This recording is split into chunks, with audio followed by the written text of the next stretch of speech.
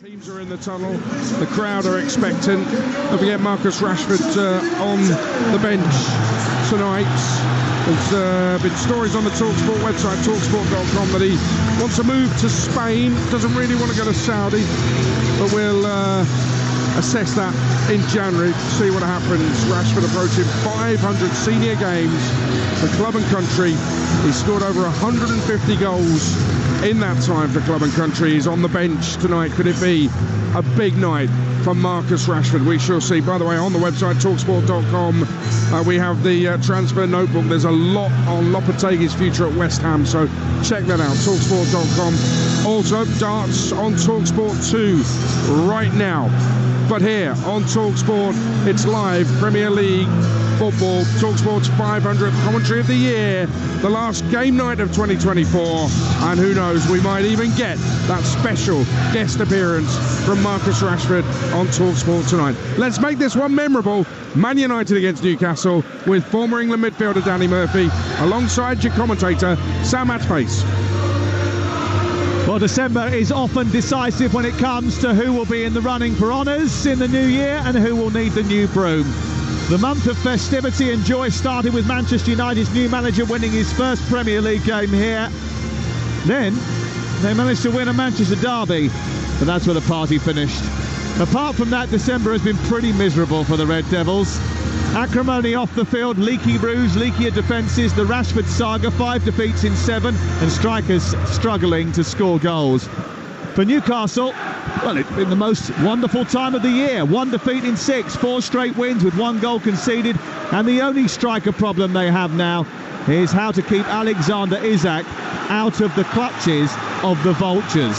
7 goals in 6 games. No wonder Newcastle have slapped a huge price tag on his head. But it's hardly ever a pleasant trip here for Newcastle. A win for them at the antiquated Old Trafford can take them 5th, and a win for United takes them above Tottenham. We've got 3 games tonight in the Premier League, 2 7:45 kickoffs, and there's already been a goal at Portman Road. Ian Abrahams. Ipswich 1, Chelsea 0. Liam Delap from the spot. A lovely ball through from Leif Davis for Delap. He literally seemed to slip and then got back on his feet, and then the goalkeeper Jorgensen brought him down. He picked up the ball from the spot and slammed it past the Chelsea keeper. 11 gone, Ipswich 1, Chelsea 0. Ipswich still to win a game at Portman Road this season, but they're in front against Chelsea, and there's also been a goal at Villa. Jeff Peters. It's Aston Villa 0, Brighton 1. Seaman Adingra, what a strike. Long ball forward from Dunk. João Pedro chased it. The ball dropped to the Ivorian, and Adingra 1 touch, then a right foot finish, his 2nd goal of the season. Villa 0, Brighton 1. Keep you in touch with it all on Talksport tonight as we bring you live commentary from Manchester United and Newcastle United. Without Bruno Fernandes and Ugarte, Marcus Rashford is back on the bench. Tino Livramento back from illness, but only amongst the reserves tonight for Newcastle. Alexander Isak leads the line. Our referee is Simon Hooper. The VAR is Paul Tierney. You won't miss a thing tonight. Not here, not at Villa, not at Portman Road, and not in League 2, where we have Wimbledon against Gillingham as well. It is the station that brings you more football than anyone else. This is game 500 of 2024, and this is Talksport. Monday night is Murphy night, and Danny, no one expects anything other than a Newcastle United win this evening, which is something in itself. But how do Manchester United prevent that? Great effort, resilience, their senior players producing high-level performances. I actually don't necessarily think Newcastle are favourites. They've shown time and time again this season that their form is temporary. They struggle sometimes away from home. I saw the Brentford game where they were really poor and conceded lots of chances. So see if they can maintain their recent form. Well, United get us started. They're shooting from left to right in the first half towards the scoreboard end. In the black and white jerseys, black shorts and white socks. Newcastle United shooting from right to left towards the Stretford end. Andre Onana is the United goalkeeper. De Ligt, Maguire and Martinez the back three. Mazraoui, Eriksson, Casemiro and Dalot. And then Amad Diallo and Joshua Zirkzee behind Rasmus Højlund. It's Dubravka in goal for Newcastle, with Trippier, Sherburn and Lewis Hall.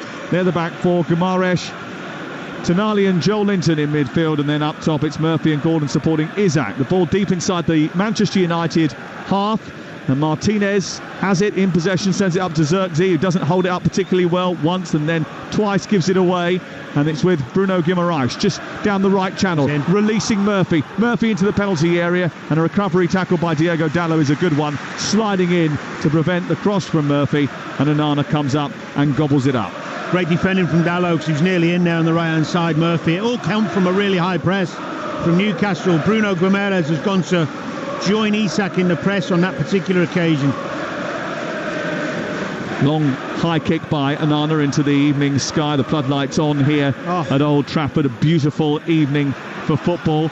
Joelinton with a terrific tackle on his compatriot in midfield, and then he steams forward, and then Amad Diallo dives in from behind. The ball is diverted back to Onana, and Manchester United have it. Fast tempo to the early part of the game. Ball clipped forward by Martinez, out towards Højlund, who tries to get the better of Cher. Cher's too experienced to fall for that, steps in front of him, gets it back to Dubravka, who was a Manchester United goalkeeper for a little while, and then they play their way out from the back towards the right hand side, and Murphy with the ball at their feet. Newcastle United, Murphy tries to scoop it forward, Martinez gets there first, he nudges it down to Dalot, and then it's all the way back to halfway, and Matthijs de Ligt. Newcastle's record against Manchester United at Old Trafford is nothing short of tragic.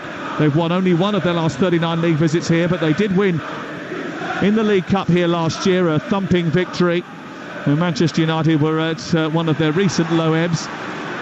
Mazraoui's been brilliant since signing, but has had a couple of iffy games, has lost the ball but won it back. Eriksson on the edge of the centre circle. Inside the Newcastle half is Xerxes, forward towards Højlund, but Cher is sharper. He steps in front of the Dane, and then the ball's pipped over the top for Isak to chase right through the middle, but Onana's going to get there first, although he's had a little bit of a wobble. Had to stretch, and then under pressure from Isak had to put the ball out. Isak runs over to try and take a quick throw, and then they decide to delay that. But that was a little bit of a scare for Andre Onana, who's had some mishaps recently. Well, it came from a poor decision from Højlund not to come towards the ball. It was the only pass on. Xerxes needed him, and Cher just jumped in front of him. Luckily, Ruben Amorim didn't think he'd cracked it even when they won the Manchester derby. He was right to play everything down, I think, and warn that this was a long-term project, but I don't think he was expecting to start with the worst record of any Manchester United manager for 93 years. Here's Guimaraes over on the far side, the Newcastle United right. That blonde hair that's been dyed over the last year or so, clips it from the right to the left, and Hall into the centre, and Isak is arriving in between the two centre halves to head down and in, and Manchester United have breached within 4 minutes at Old Trafford. Alexander Isak once again, a towering header, too easy, free inside the 6-yard box, and Newcastle's Swedish striking sensation scores for a 6th Premier League game in a row. No wonder he's got a mega bucks price tag. It's Manchester United 0, Newcastle 1. It's a great ball in from Hall. Mazraoui's too narrow. He's caught in between. Do I go in with Gordon? Do I protect the centre halves? Nice switch from the right hand side from Bruno over to Gordon, who to Hall. I think he's onside. Takes one touch. There's no closing down. Gets a little bit of a deflection on the cross, but into a great area. And how Isak has got in between Martinez and Maguire, I'm not sure. They're checking for offside still now, I think, on the first pass. Well, they are just checking the goal for offside. Manchester United are hoping for a reprieve. Eddie Howe celebrated. He's never won at Old Trafford before. Where's the offside in the freeze frame that we're checking here? No, it's here. It's down here. There's someone on this near side. It's Lewis Hall on this left-hand side. Is he in advance of Matthijs de Ligt? I think we're looking at it with a naked eye. He looks onside, but they will. Paul Tierney's the VAR tonight. The referee, Simon Hooper. They are just checking it. He's miles onside. He's about a size 8 onside, isn't he? Size 10 maybe. Yeah. What size are you? 8. Yeah. Medium. I'm average. 10. I've got weirdly big feet. Yeah, I know. It's weird, isn't it? I don't believe you. The Newcastle fans celebrate again because they've just been told about the decision. And Isak celebrates his latest goal. It is goal number 13 of the season. Do you know the worrying thing, Sam, there is when the cross comes in, although he's not closed down, it's not like Isak has to make a great run. There's no opposite movement or anything too clever. He just holds his position. It's simple. Too simple. Manchester United behind at home to Newcastle United by a 1-0. Maguire plays it square onto De Ligt. De Ligt sends it down the right in towards Højlund. He heads the ball in the air, and Manchester United now have got to try and come from behind. Newcastle are very good front runners. One of only 4 Premier League teams this season yet to lose when scoring the first goal this season. The others, Liverpool, Arsenal and Manchester United. Newcastle thrashed Leicester, Ipswich and Aston Villa in recent weeks, and on paper Manchester United looked there for the taking earlier. The luxury of wing-backs is they can get out wide early because you've got the extra centre-back to take the winger who goes in. Murphy down the right side, taking on Dalot, beats him, gets towards the byline. There's a little flick off the Portuguese, and Newcastle are on the offensive once again down that right-hand side. And it's collected by Trippier into Bruno Guimaraes, and then back to Isak, who's dropped deep and tried to feed the ball into the penalty area. Share very tight to Højlund, has committed a foul as the ball went up to the big Danish striker just short of the centre circle, and it's going to be a free kick to Manchester United in a bit of respite. 1-0, 7 minutes played. Elsewhere tonight, Aston Villa behind at home and Ipswich in front against Chelsea by 1-0. Big night for Ruben Amorim. They've got huge fixtures over the next week or so. They've got that big FA Cup tie away at Arsenal. Before that, Liverpool on Sunday. And the Sunday session comes live from Anfield this Sunday afternoon from 1:30. This is Amad Diallo on the near touchline, trying to turn. He does manage to do that, feeds the ball down the right touchline, but there's no one there. Then he turns around to Mazraoui and says, well, where were you then? And the ball's back with Newcastle. I've been really impressed with Lewis Hall recently. I think he's really settled into the role. Super technician, gets up and down that line, likes going forward, doesn't mind his one-on-one defending as well. I think he's really been a plus for Newcastle this season. He's played for England as well. Yep. And that's a big thing for him. I thought he was really good when he came on at half-time in Greece. And did well in his second appearance for England as well against Ireland. It's Manchester United who have the ball over on the far touchline back here at Old Trafford, on what has been a poor start for them in terms of conceding the goal. And Eriksen has it with Casemiro, who overhits the ball down towards the left-hand side, and Dalot raises his hand knowing that he was never going to get there, and it goes out of play and away for a goal kick for Newcastle United. How much of a setback is that when you set your team up? They actually started quite fast, and Manchester United's biggest problem, I think, over the last couple of weeks has been their lack of athleticism and dynamism in midfield and further up the pitch. But actually they started okay, Manchester United, before they then completely left Isak free inside the penalty area, and that's a massive setback for Amorim. It's not normally as big a setback when you've been playing okay, but when you're in United's run of form, it creates a lack of confidence. Here we go again. Here is Joelinton out toward the wide right position. Murphy with the cross towards the far post. Isak's not going to reach it this time. It's going to run past him and out of the penalty area towards the corner flag. Amad Diallo gets there first. He hacks it clear up towards the midpoint of the Manchester United half, but it's black and white shirts that get there first, and they are dominating possession as it stands. Here is Tonali into Bruno Guimaraes, back out wide towards the right-hand side, and Trippier it feeds the ball into the feet of Murphy, and then taken on by Bruno Guimaraes into Tonali. Tonali twists away from Casemiro, tries to push it into the box, but it's blocked by Martinez. Then Bruno Guimaraes again wins it back. Manchester United can't get it clear, and Bruno Guimaraes again starts to dance forward, very tight to the touchline over on the far side in those bright orange boots under the floodlights here at Old Trafford. Byrne switches the side to the left, and Hall, and then he gets it back again. Byrne then dollies it up for Gordon to chase into the left corner, and he's fast. Gordon, he's going to get there ahead of Mazraoui. He's then going to beat him on the inside and get into the box. A low ball into the near post, comes back to Joelinton, who strikes, and it's narrowly wide of the right hand upright. Let's go off to Portman Road. Goal for Ian Abrahams. It could be level here. Ipswich 1, Chelsea 1. Cole Palmer's ball in from the right-hand side for João Felix at the far post to put it into the roof of the net. They are checking Ross side. It is incredibly tight for Felix, so I'll get back to you. But at the moment, Ipswich 1, Chelsea 1. Back here at Old Trafford, it's Manchester United 0, Newcastle United 1. Brilliant play that was from Anthony Gordon. Got little nutmegs on Mazraoui, found himself on the byline heading towards the goal on that left-hand side. Tried to pick out his man, didn't quite get it there, but dangerous, wasn't it? Xerxes trying to play a reverse ball for Højlund. Again, he wasn't on the same wavelength, and Byrne guided it back to Dubravka. Højlund showing a lot of energy to try and shut down Byrne, but it's Newcastle United that emerge with the ball. Tonali into midfield. He's playing in that number 6 position. He was switched there on Boxing Day, and he's been really useful. Newcastle have looked really handy over the last few weeks. He's a good player, Tonali. He's found obviously he's taken a while to find his feet, but that position will suit him. What's so obvious to me straight away, we talked about it before, Sam, but the 3 lads in the middle of the park for Newcastle basically are dealing with Casemiro and Eriksen, or they're trying to be dealt with by Casemiro and Eriksen. It's just not going to happen.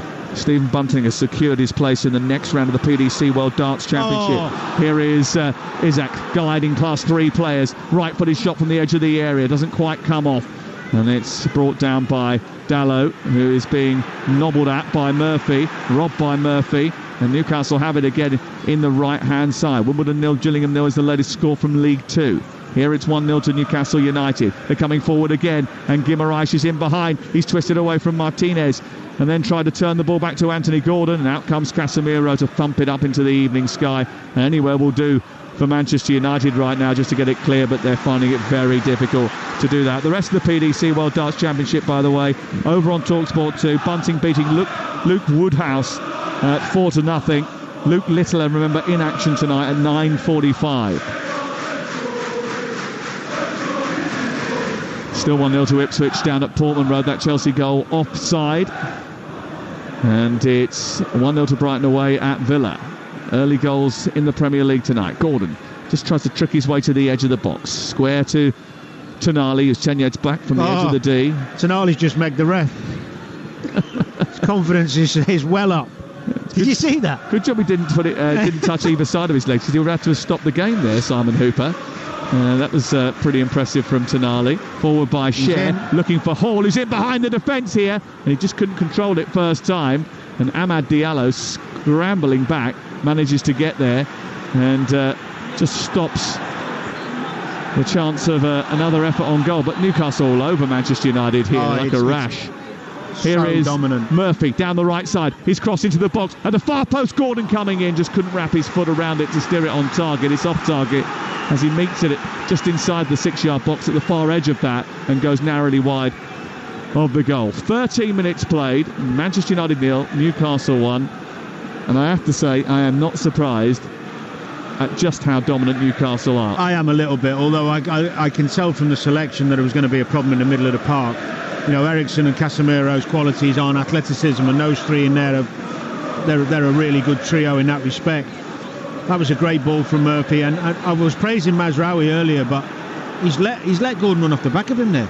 He had a tough night against Spurs. He had a tough night against Bournemouth, and after being really good, actually, I think, in the early part of the season, but he's had a couple of bad games now, and Nusir Mazraoui.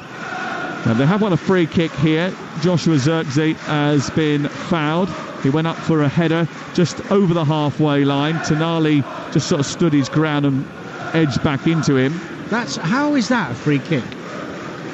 A player runs into the back of you, you can't see he's coming, and you get given a free kick against. How bizarre. The free kick is taken by Eriksen, just left of the centre circle. It's lifted over the top of the defence. Actually, Trippier could have left that, and his goalkeeper could have picked it up. He tried to hook it clear instead. Murphy's got it back to Trippier, and now Bruno Guimaraes tries to get away from Casemiro, who wins it back high up inside Newcastle territory, wide on the left, and now Manchester United have possession. 15 minutes played. Manchester United 0, Newcastle United 1. This is De Ligt in the centre circle. First experience for him back in the team since the derby. He's been missing with illness. Only tasted 2 defeats since Erik ten Hag was sacked, and that was in 11 games. But they have struggled without him in recent matches. Eriksen back to Martinez. Ruben Amorim screaming as the ball goes up towards Højlund. He looks a little bit isolated. Amad Diallo heads it back to Casemiro. It's all a little bit stretched and desperate from Manchester United as they try and search for Mazraoui down this right-hand side. It's cut out by the Newcastle defence, and then Cher with a really long raking ball forward tries to find Isak, but Martinez steps across him. I think one of the disappointing things about Manchester United, especially in the game at Wolves, was the lack of creativity in that first half when it was 11 against 11. A bit like then, Martinez, long, hopeful ball up towards Joelinton. Very difficult for him to do anything with that, like this ball we've just seen there. They're just nothing balls. He's too isolated at times. Well, Manchester United have lost a big slice of their creativity because Bruno Fernandes isn't in the team. He is one of those who's prepared to play a risky ball. Doesn't always get it right, but he will gamble. And not a game goes by where he doesn't conjure something. Yeah, he's suspended tonight. Newcastle have had 4 shots, 1 on target, 7 touches in the opponent's box. Manchester United have had none of the above so far. But they're coming forward here. Højlund just dabs it on to Eriksen, who joins the attack, gets to the edge of the area, is dispossessed by Bruno Guimaraes without even trying, and then he's played a lovely ball over the top for Isak, who's onside, and he's running now into the penalty area. He's facing up to the goalkeeper. He tries to dink him, but couldn't get underneath it, and he dollies it up into the arms of Onana, but he raced away there in behind the Manchester United defence from the right side. He ran diagonally into the penalty area, and then he just tried to scoop it. Do you know what? I don't know where Martinez is going. He goes ahead of Isak. I don't know if he doesn't see Maguire deeper than him. It's a great ball from Bruno. He's actually left him on the halfway line. I can't understand what Martinez is doing. You can see Maguire shouting at Martinez to keep an eye on him, and he's just not looking. It's as poor a finish as you'll see from Isak. There's no conviction in that. It's too self-indulgent from there. Just get your foot through it. Side foot or laces. They've won it back again in midfield. This time Guimaraes has taken it off Amad Diallo. They've spread it wide towards Newcastle's right wing position, and Jacob Murphy, who tinkers down the touchline. A low cross is going to be dealt with by Dallo. He didn't get any purchase on that, so we'll go off to the game at Villa Park and find out what the latest is from Jeff Peters. Brighton 1. Villa have had 1 penalty shout. It's been checked by VAR, not given. There is another VAR check at the moment. João Pedro on Rodgers. Both challenges on Rodgers. The referee's going over to the screen, so we may have a penalty here, but Brighton lead Villa 1-0. Back with you for the penalty in just a second. You're listening to Manchester United 0, Newcastle 1 on Talksport with Sky Sports, and don't forget, you can stream the biggest Premier League games available with no contract on now, like Manchester United versus Newcastle, live right now. Search Now Sports. Here's Anthony Gordon for Newcastle United, attacking the goal away to our left. He gets down the left side of the area, produces a cross in towards Joelinton, up there with a header, and it's past Onana and into the corner, and Manchester United are 2-0 behind, and it very much looks as if it's going to be a sorry end to a roller coaster year for Manchester United. The honeymoon is over for Ruben Amorim. Newcastle United 18 minutes into the game, a 2-0 up at Old Trafford. They've only won here once in 39 visits, but it looks for all the world as if they're going to win again. They're bossing this encounter. It's Manchester United 0, Newcastle United 2. Well, again, it's Gordon. Mazraoui's not close enough. It's a great cross, and then you've got a midfield runner, Joelinton, out jumping Martinez. But it all comes, Sam. Look, I'm watching a replay.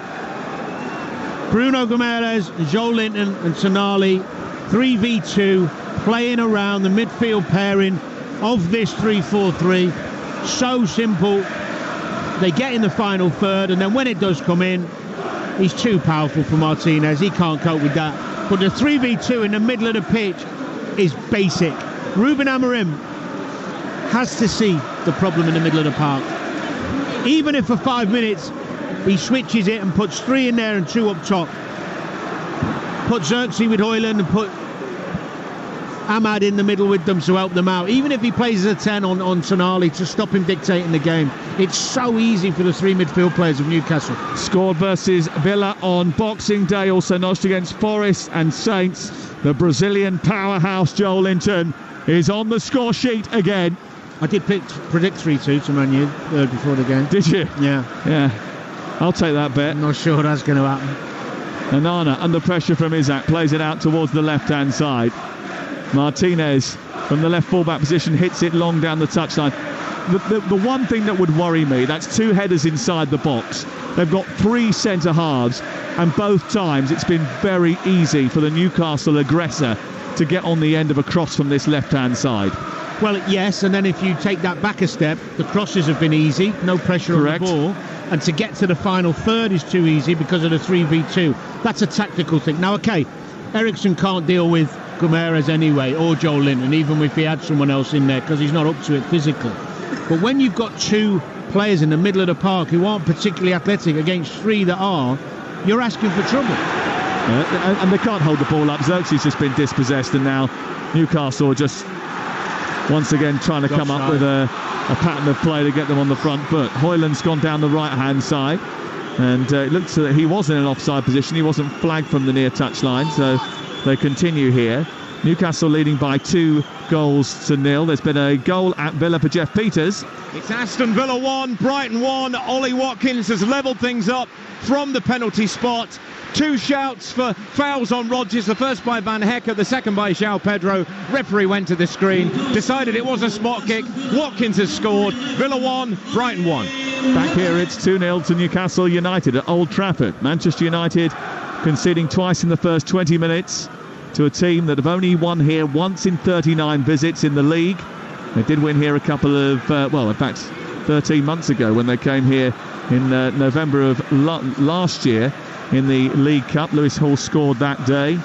He was commentating from this position, and they were absolutely in charge of that match, and they've been absolutely in charge of this one too. Mazraoui on halfway. Ruben Amorim's like a cat on a hot tin roof. But you know what? Reputation or not, it doesn't matter. When you've got very obvious problems on the pitch that most of us can see, I'm amazed he's not tweaked it already. But it's just a basic numbers game, right? It's what numbers plus quality and athleticism. Yeah, I mean numbers firstly, and their quality to make that count, and their little technical abilities in the middle of the pitch. But I thought that was the idea of playing the 2-10s. The 2-10s would have to drop back in and make a box in midfield when you didn't have the ball. Well, you've got Ahmad who's stayed out wide. Yeah. Right, he's never going in there at the moment. And Xerxes, he's not defensive-minded, is he? So he's not going to see that. Here's Højlund running in behind, trying to get the better of Kieran Trippier, who stretches out his leg and hooks it over his head. It goes out towards the far side, and then it's kept in by Murphy. Now Casemiro has it. Plays it forward to Mazraoui. He wanders into midfield. Slide tackle from Dan Burn. Then away by Hall. There's no crispness to the pass. The Manchester United fans getting really frustrated now as Bruno Guimaraes picks the ball up to shoulder halfway line. And Dalot comes back, gets a tackle in, feeds it back into his own half, and then Martinez will tidy up. You're listening to Manchester United 0, Newcastle 2 on Talksport with Enterprise Rent a Car. Enterprise has 450 branches with all the vehicles your business needs. I mean, he's on a hat on a cot? No, a cat on a hot tin roof, because he must be bubbling inside, right? He must be sitting there thinking to himself, this is... Yeah, but he can do something about it. All the movement in the world doesn't make your mouth work, does it? And make changes. It's like running, the anxiety, you can see it, tension. So what do you do? What do you do? Why is Mainu not playing ahead of Eriksson, first and foremost? Well, he hasn't been playing very well. Well, he's still got more legs than Eriksson. Or Toby Collier, I've seen play in the middle of the play. He's an excellent footballer. Good athlete, can play. You need some energy. This United side for weeks has been lacking energy and tenacity. So you find legs, and if you don't have legs, you clog up. You have to defend in numbers. You have to play on the counter. Neither of which they have decided to do so far. Sean Longstaff just going out to warm up because Bruno Guimaraes has just gone down over on the far side. Everybody else is reflecting on the 2 goals that Newcastle have scored. The Newcastle fans, about 3,000 of them who have made the journey across from the east coast to the west and the northwest of England, are in fine voice. Joelinton's a wonderful player. I would hate to play against him. Could you argue that hit his arm and went into the net? You could. Because it looked as it sort of almost came off the shoulder. VAR would have checked that. If they had deemed it to have been below the T-shirt mark, they would have had to have ruled it out, obviously. You're right. Yep. Here's Isak down this left-hand side, finding Lewis Hall, whose right-footed shot goes straight through the middle of the goal and is clapped by Onana. It certainly wasn't a shot to be sniffed at. Well, he scored this end last time, didn't he, in that cup win? In fact, the only 2 goals he scored for Newcastle have been against Manchester United at Old Trafford. Once in the league, once in the cup. Great press, and they've won the ball back high inside United's half. Newcastle have it, bit of space for Tonali, who moves, shoots, deflection, narrowly wide. Well, he struck that really firmly, Sandro Tonali, and they won the ball back well. Cher fed the ball into the path of Tonali, who struck from 25 yards. It took a little flick, and it went behind for another Newcastle United corner. They lead 2-0. So easy. I mean, Tonali's in oceans of space. That's why he decides to have a shot, but they work it into him. Eriksen gestures as he gets out to him. Deflection from Martinez. Could have gone anywhere. Could be 3. Well, it will be 3 soon if they continue playing like this, Manchester United, because they're just gifting chances. They are very bad at defending from set pieces, Manchester United. They concede a lot of goals from dead ball situations. The thing is, it doesn't matter at the moment who he brings on if the formation stays the same. That's the You think it's a system problem? Well, it's both a system and personnel problem at the minute, and confidence is low, but it's both. More system than personnel. Here's the corner, deep to the far post. It's almost snuck in at the far post. And Kieran Trippier, having watched what Wolves did on Boxing Day and what Tottenham did in the League Cup, tried to catch out Andre Onana.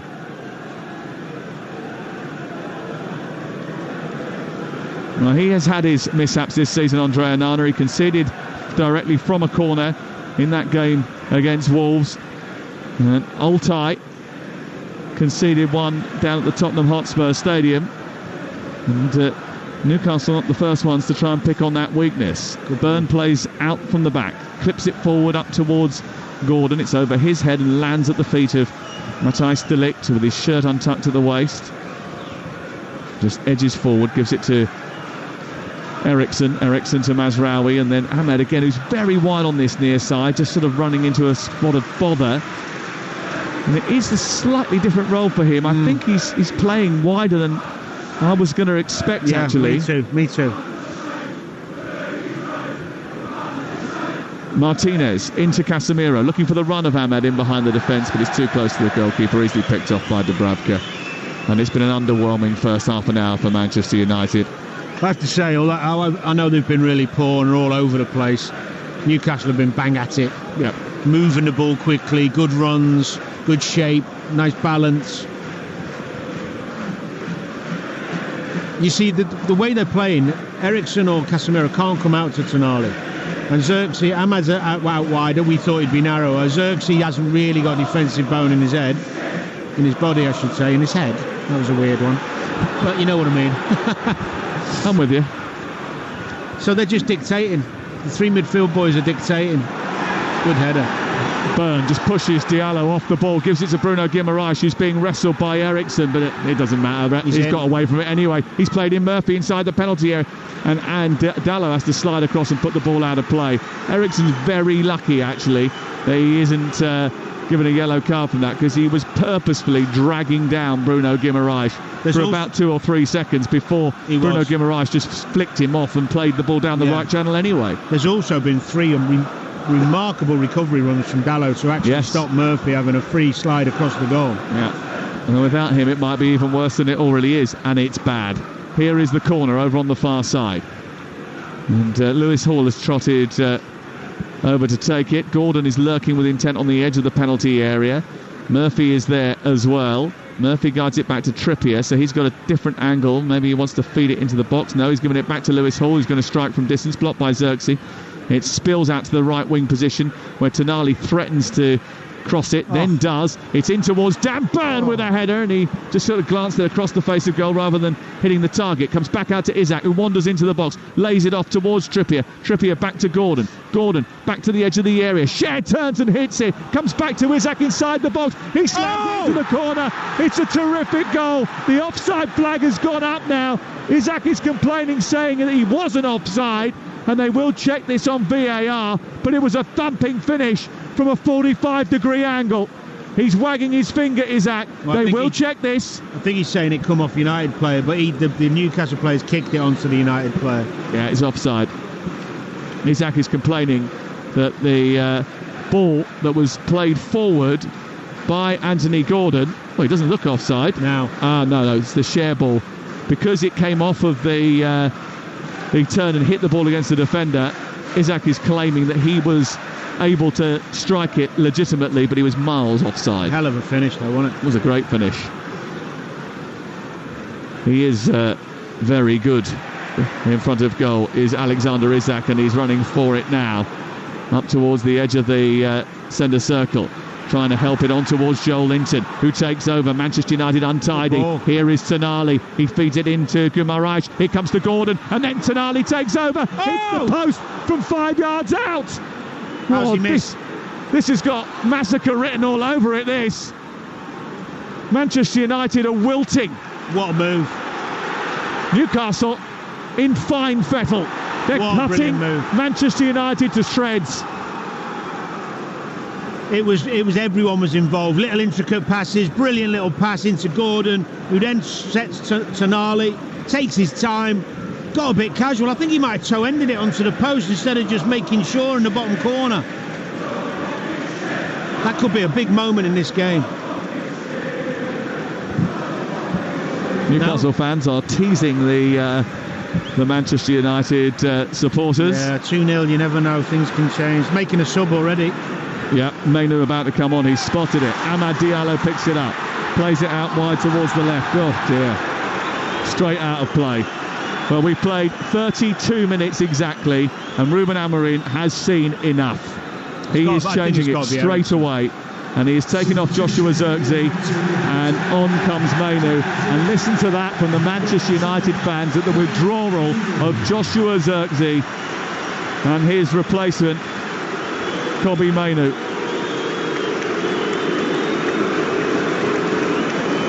Well, talk about ends of the spectrum. You had a massive cheer from the Manchester United fans, and then a few boos as well.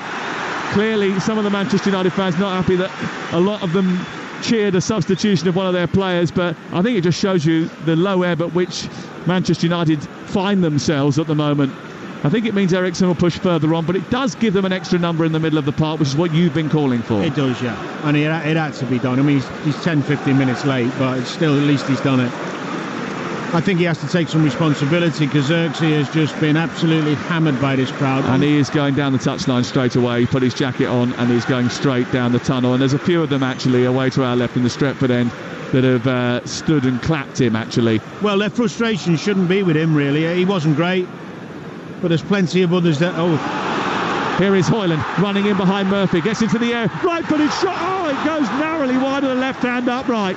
Well, Manchester United haven't had a shot in anger, but a long ball down the left channel, raced onto by the Dane, gets to the edge of the 6-yard box and sends it towards the far corner, and he wasn't too far away from getting Manchester United back into a game. Really, they haven't been in all afternoon. Well, he couldn't listen. That was the best chance. It was a decent run. It might have just been off actually, but as he goes in, nice touch from him, takes it early. It's unlucky. Well, you could have taken any one of these United players off, really. None of them could have moaned. Well, the first change is Kobbie Mainoo on for Joshua Zirkzee, and that just changes the complexion of that midfield, the makeup of it, and we'll see what happens next. Manchester United trailing by 2-0, held up by Diallo. Joelinton comes across and puts some pressure on Amad Diallo, but Fabian Schär had already been penalised for holding Rasmus Højlund. There is a free kick on the halfway line. Let me give you the latest odds from our betting partner Ladbrokes, where right now you can get Manchester United to come back and win the game at 14-1. Newcastle to win the match is 15-2 on. You can draw, if you think the draw is possible, 13-2 is available at Ladbrokes, 18+, speedgambleaware.org. Manchester United have the ball inside the centre circle. They need a goal before half-time here. They've had a terrible start to the match. 10 minutes before the break. Here is Martinez down the left side, feeding it on to Diogo Dalot, approaching the edge of the penalty area, miscontrols it. Murphy will get it. Then there's a bit of a confusion between the two. Dalot a little bit too physical, free kick given. Do you know what's really surprising is I'm just looking at where Eriksen's gone. He's actually gone into the same position Zirkzee was playing. I thought he was going to go and stand on Tonali. I don't think the system's changed. I think he's just felt that Zirkzee was getting a bit of stick or having a bad half an hour, so he's dragged him. Eriksen's actually gone to that little tucked in left hand side position where Xerxes was. You can still see the 3v2 in the middle of the pitch. I'm absolutely gobsmacked by that. Free kicks to Newcastle in the right full-back position, leading by 2-0. Important for Eddie Howe now, obviously all the talk is going to be about Manchester United and how they react and what they can do from here. But it's important for Eddie Howe and Newcastle United just to keep hold of the game, manage it well. It should be over, shouldn't it? It should be finished. Yeah, it should be finished because they've hit the post. They've had another great chance. In fact, 2 great chances with Isak and others.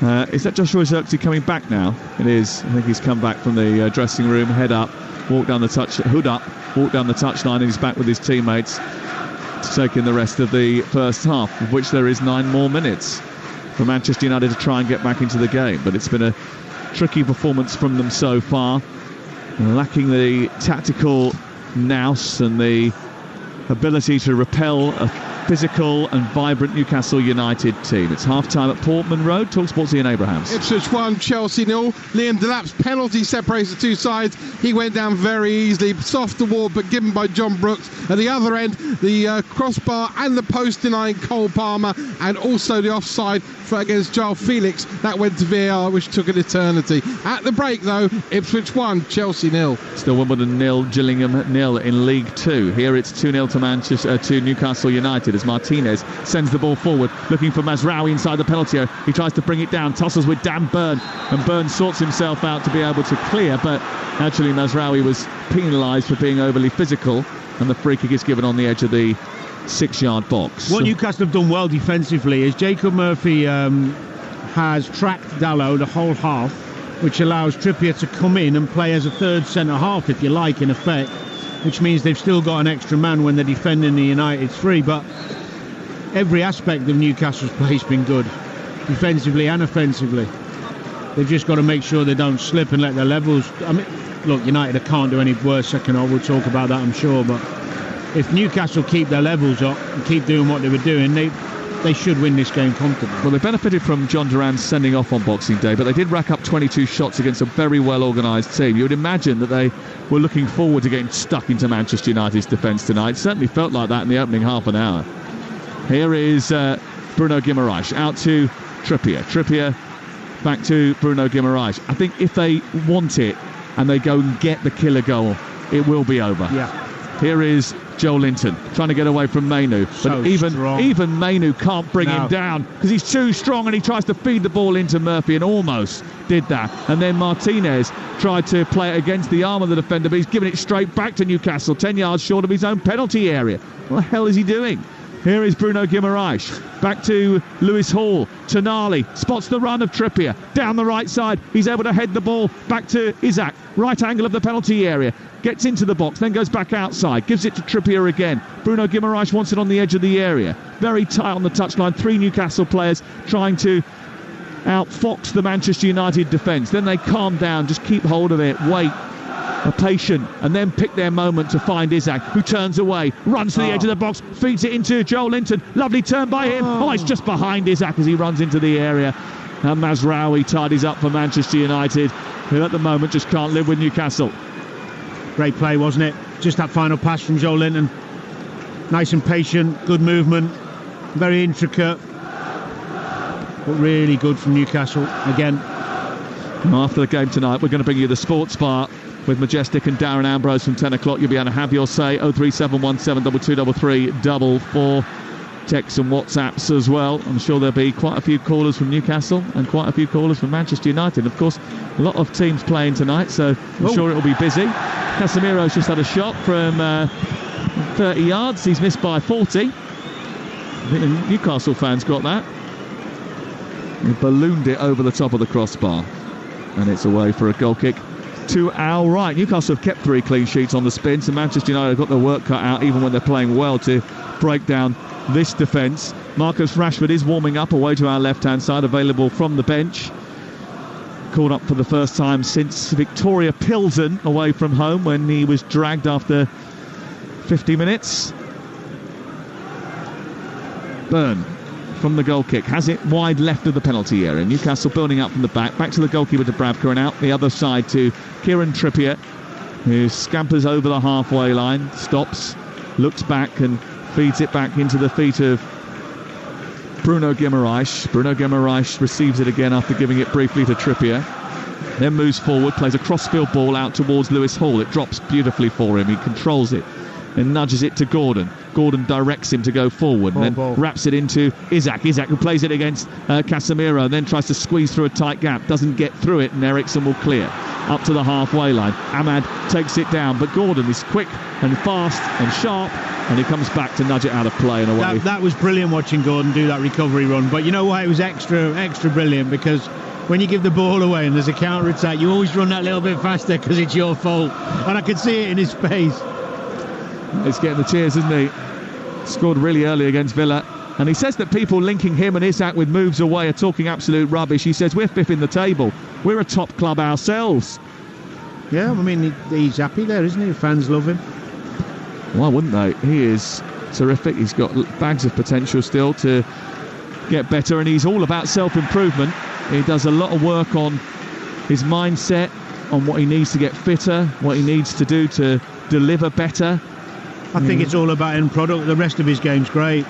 And as much more his end product's getting better, especially at home. He's really good. Yeah. Away from home, maybe just improve that. But the whole team's probably guilty of not being as good away from home.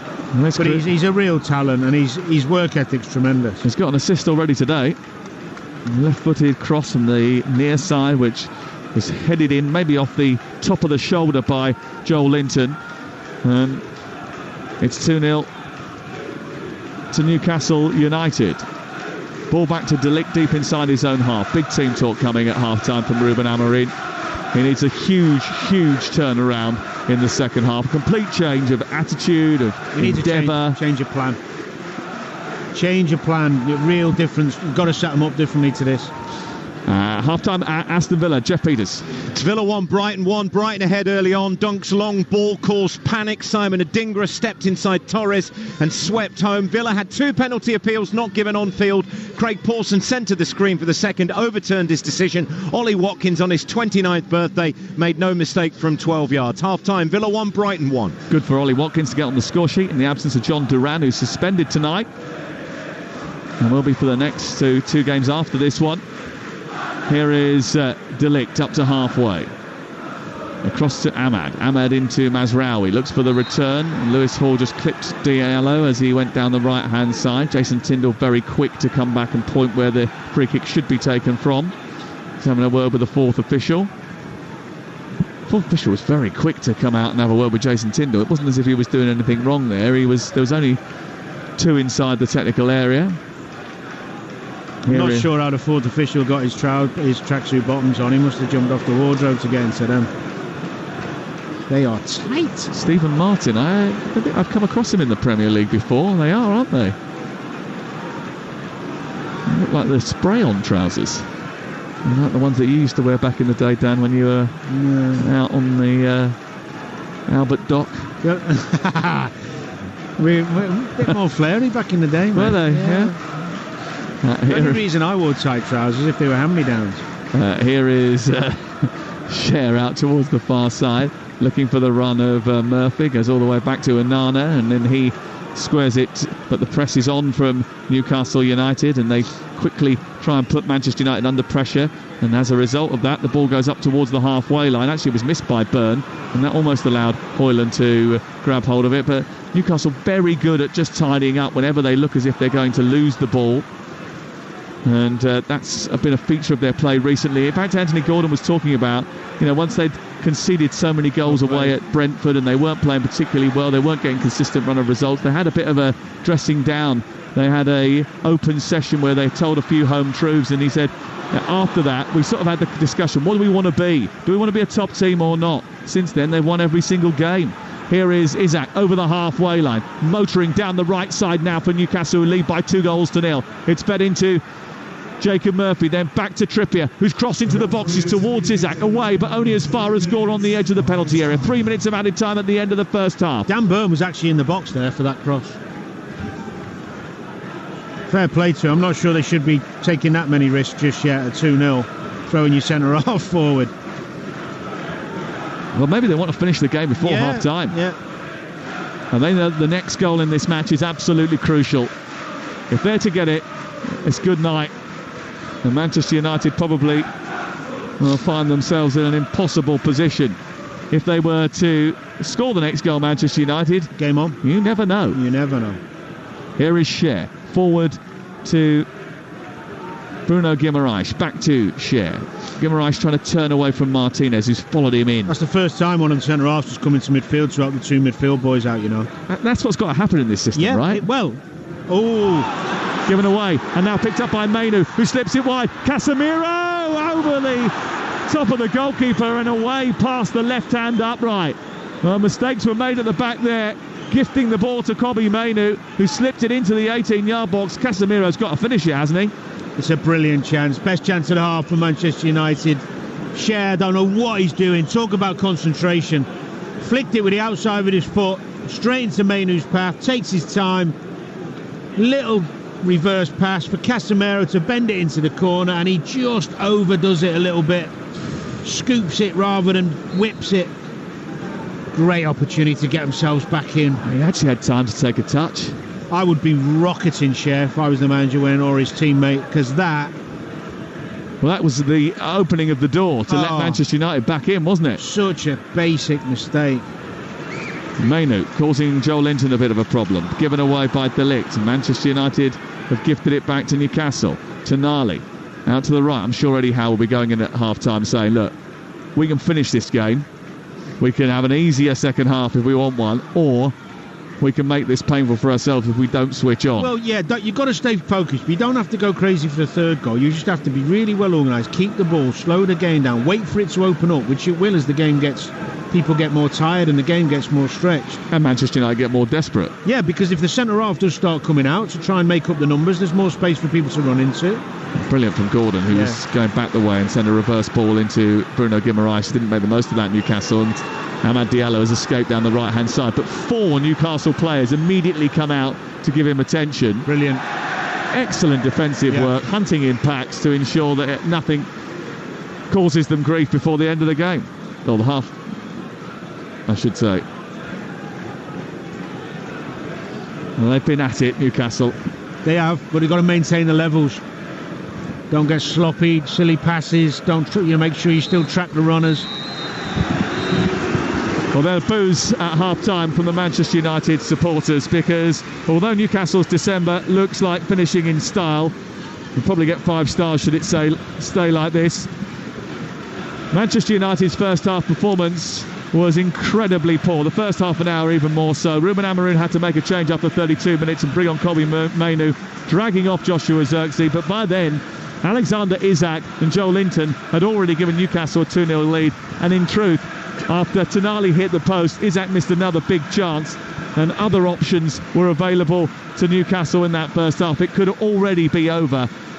It might already be over. Manchester United 0, Newcastle 2. Talksport's YouTube channel has a brilliant Manchester United show called Inside Devils. The next one is tomorrow. Alex Crook, Flex, Angelina Kelly, all big United fans. They're going to be angry, very angry, unless something incredible happens in the second half. So check that out. Inside Devils on Talksport's YouTube channel. Talksport's Alex Crook has called the performance utterly pathetic on social media, adding relegation's too good for this spineless bunch. United haven't had a shot on target in that first half. Even when gifted chances, they can't finish them off. One of Casemiro's shots ended up at the Trafford's Park Centre, I think. It was just an extraordinarily bad effort. Man United have now conceded 18 goals in all competitions in December, and there might even be more to come. That's the most they've conceded in a single month since March 1964. Incredible. And for half an hour at least, it was a mess from Amorim. Manchester disunited. The fans were seething. United couldn't defend. They were overrun in midfield. Their attack was non-existent. Newcastle were 2 up inside 20 minutes. Isak missed a sitter as well. Tonali hit the post when he should have scored. Hall forced a save from Onana. Isak had one disallowed. Newcastle were all over them. Barely half an hour was gone. Amorim realised he picked the wrong team. Xerxes taken off. Would not surprise me if he never plays for United again with the window about to open. Danny Murphy, Newcastle have got better players, a better team, better organisation.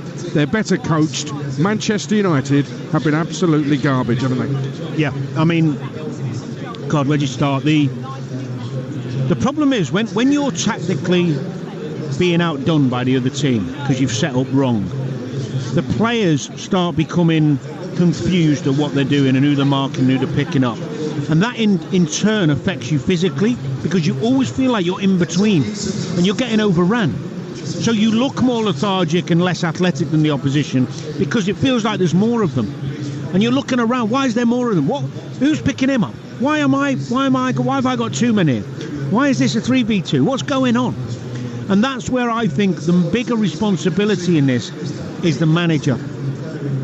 He's persisting with this way of trying to play that doesn't suit what they've got on that pitch today. You can see it so clear. They've got a lack of legs, and to play that system, you need legs. And they haven't got legs, man, you. So you've got to respect the opposition. They've got quality forward players who are quick. You've got 3 real intelligent, experienced midfielders. The first thing you do is go man for man with them. You can't leave a 3v2 with that quality. And then you be hard to beat until you get yourself going in the game, and you've got your quick players on the break, whether it be Ahmad, whether it be Rashford, Garnacho. You've got to have a plan when you come on the pitch. I didn't see it. I don't see what. There wasn't this overly brilliant possession from United trying to play through the lines. There wasn't counters, and defensively, I mean, what was Martinez doing on the halfway line when he let Isak through? Yeah. And it was a poor finish in the end. But this is the captain tonight, Lisandro Martinez. He's an international footballer. He knows once he goes into the attacking half, you turn around, you see where the forward is. He's standing on the halfway line. He's onside. Oh, I better go back. No. It's almost like he didn't realise you can't be offside in your own half.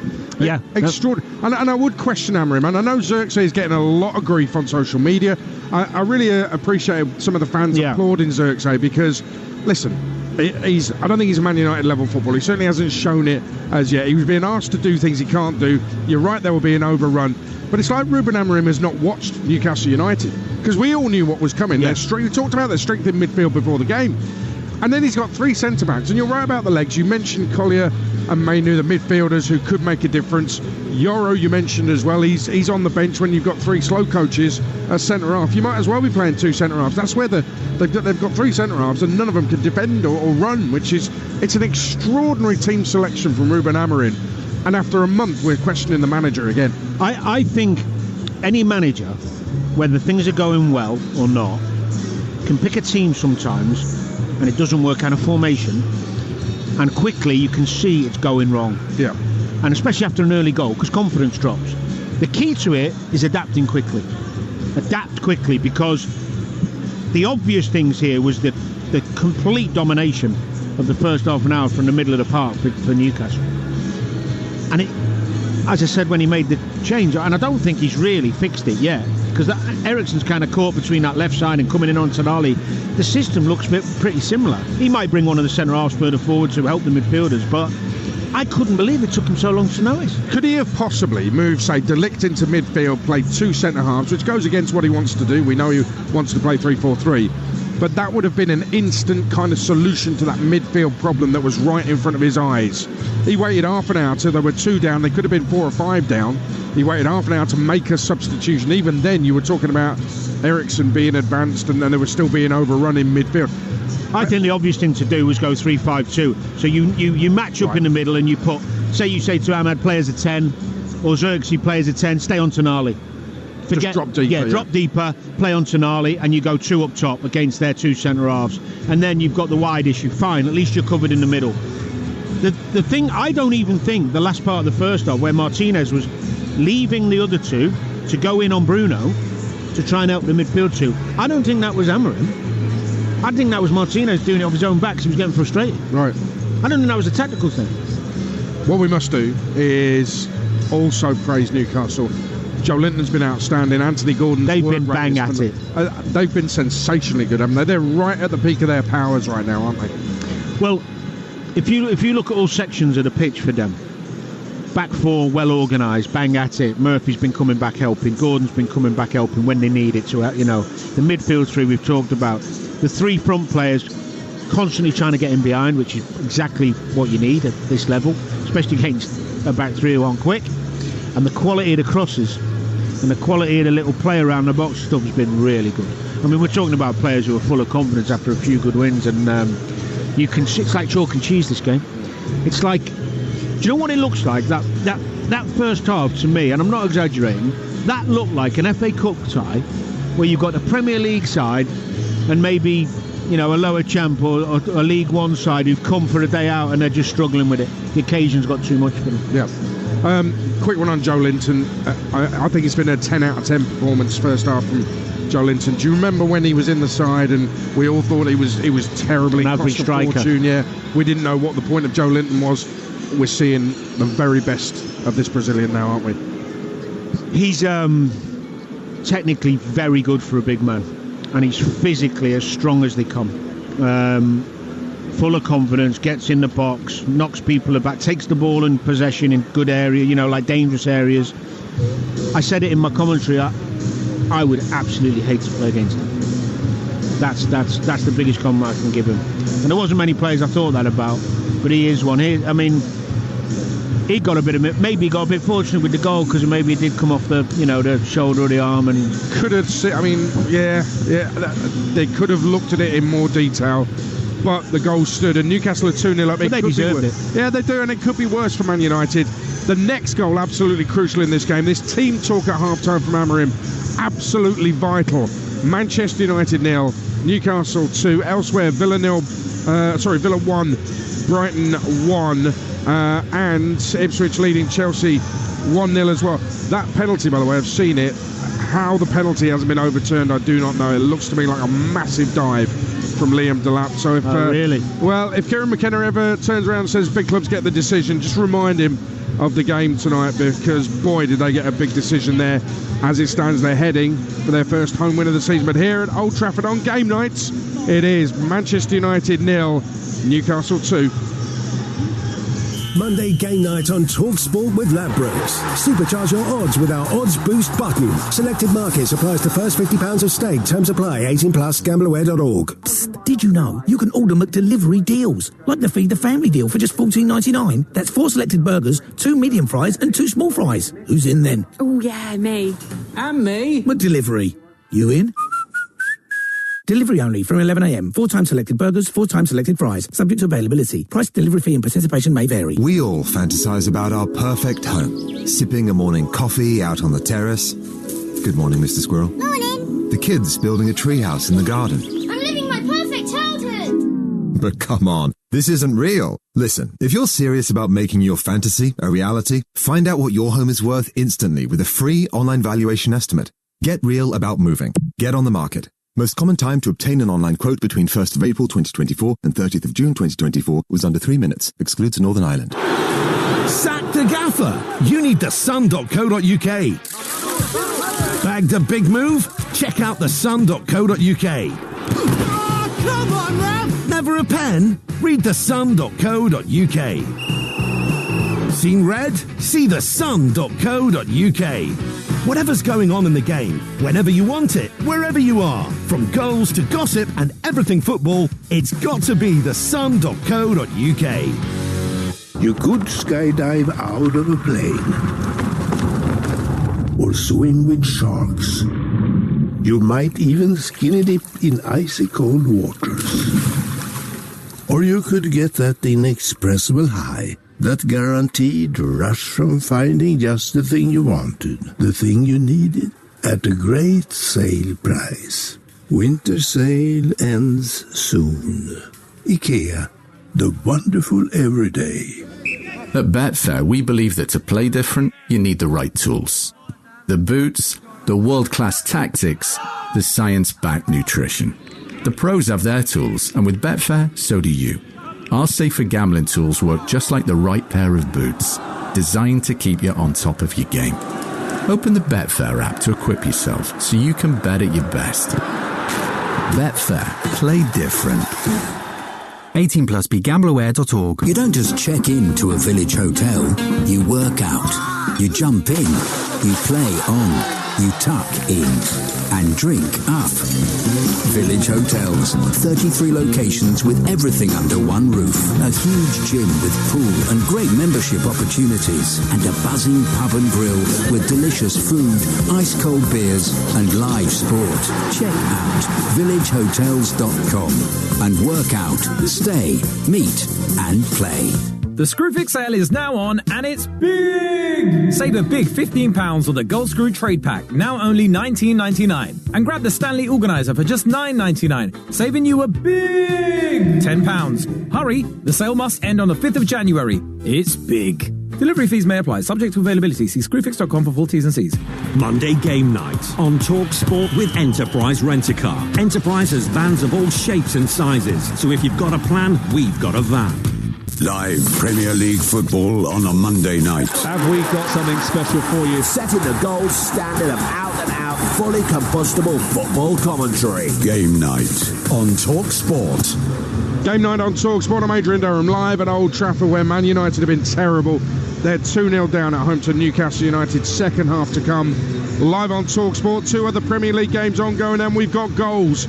Let's go to Ipswich. There's been another goal there. Ian Abrahams. 9 minutes into the second half. Ipswich 2, Chelsea 0. It's the former Chelsea Academy star who made one appearance for the first team. Amari Hutchinson with a goal, but he owes everything to Liam Delap's unselfishness. Picked up the ball, ran into the penalty area, held it up, waited for Hutchinson on the edge of the penalty area. He made room for a shot across Jorgensen into the far corner. It's tough on Chelsea. Cole Palmer's hit post and bar. Felix, who's just gone off to be replaced by Jackson, had a goal disallowed, but Chelsea are now going to have to score 3 if they're going to go second in the Premier League. Ipswich could be on course for their first home win in the top flight in more than 22 years. It is Ipswich 2, Chelsea 0. This is a Man City style blip from Chelsea, and a goal at Villa Park. Jeff Peters. It's Aston Villa 2, Brighton 1. They've turned it round. Ollie Watkins levelled things up, and he's now provided the assist for Morgan Rogers early in the second half.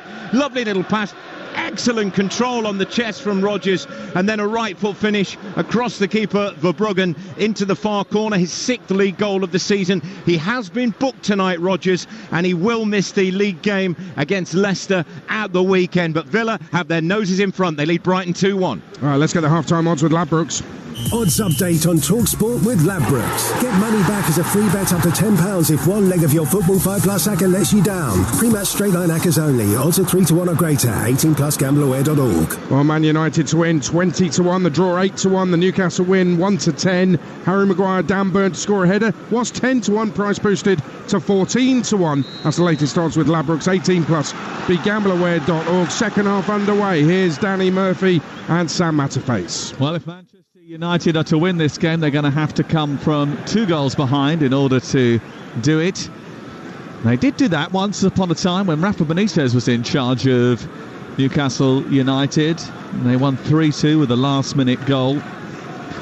But Newcastle United have long memories. They know they don't win here very often. They're determined to try and get over the line this time around. And they had 2 warnings just before the break, which may well have just served as encouragement to Eddie Howe and Jason Tindall just to reset their players' mindset at the break. I'll go through the 2 11s in just a second. No changes since the one that Manchester United made on the 32nd minute when Kobbie Mainoo came into midfield to replace Joshua Zirkzee. Ball sent forward out to Alexander Isak, and then guided back by Maguire and De Ligt all the way to the goalkeeper Andre Onana. In front of him tonight, De Ligt, Maguire, Martinez, the wing-backs Mazraoui and Dalot. Casemiro and Mainoo now in midfield with Eriksen just further on. Amad Diallo playing a little bit wide actually on the right-hand side in support of Rasmus Højlund tonight. For Newcastle United, it's Dubravka in goal, Trippier, Schär, Byrne and Hall. Bruno Guimaraes, Tonali and Joelinton. Tonali hit the post in the first half. Murphy and Gordon, who set up one of the goals. Isak, who scored the first, leads the line. Danny Murphy is here. What do you expect from the second half from Newcastle United? Good game management, more quality football.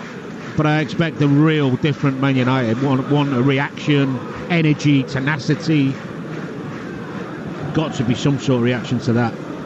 Trippier sends the ball into the penalty area. Byrne goes down, looks for a penalty.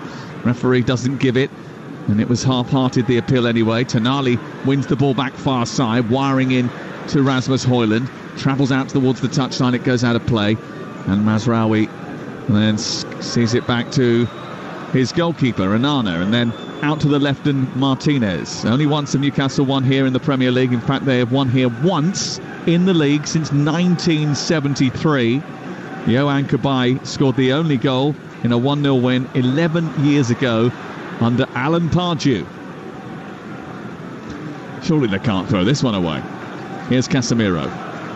Inside the centre circle, Manchester United in red shirts, white shorts, black socks, attacking the goal away to our left-hand side. And the Stretford end is their destination in this second 45. It's black and white striped jerseys for Newcastle and black shorts, white socks attacking the scoreboard end. That's away to our right side. We're just right at the halfway line, about 20 yards from the dugouts, and Casemiro's floating the ball into the Newcastle penalty area, headed away by Byrne. Comes back down and he hoiks it further clear with a big volley out to the far side, which Gordon is going to stop from going out. He's going to take the ball down, play it up to Isak. Isak will return it out to Gordon, and Gordon will go over halfway.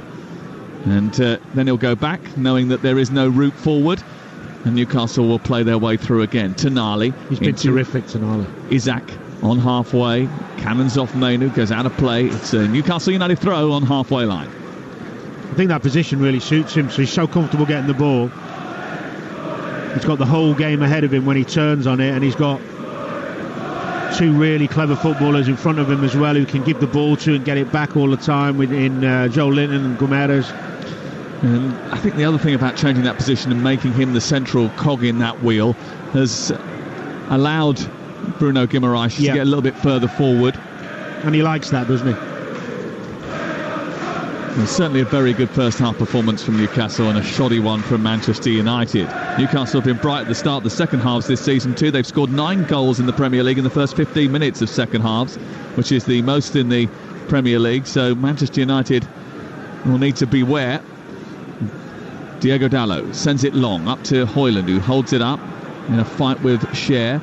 Back to Casemiro, then on to Amad Diallo, out towards the right-hand side, and Mazraoui just progresses over the halfway line, then nudges it down the touchline towards Amad Diallo. He's being tracked by Gordon. He has to twist back and come into the centre field, where it's collected by Mainu, who's a first-half substitute. Ruben Amorim just trying to calm his players down.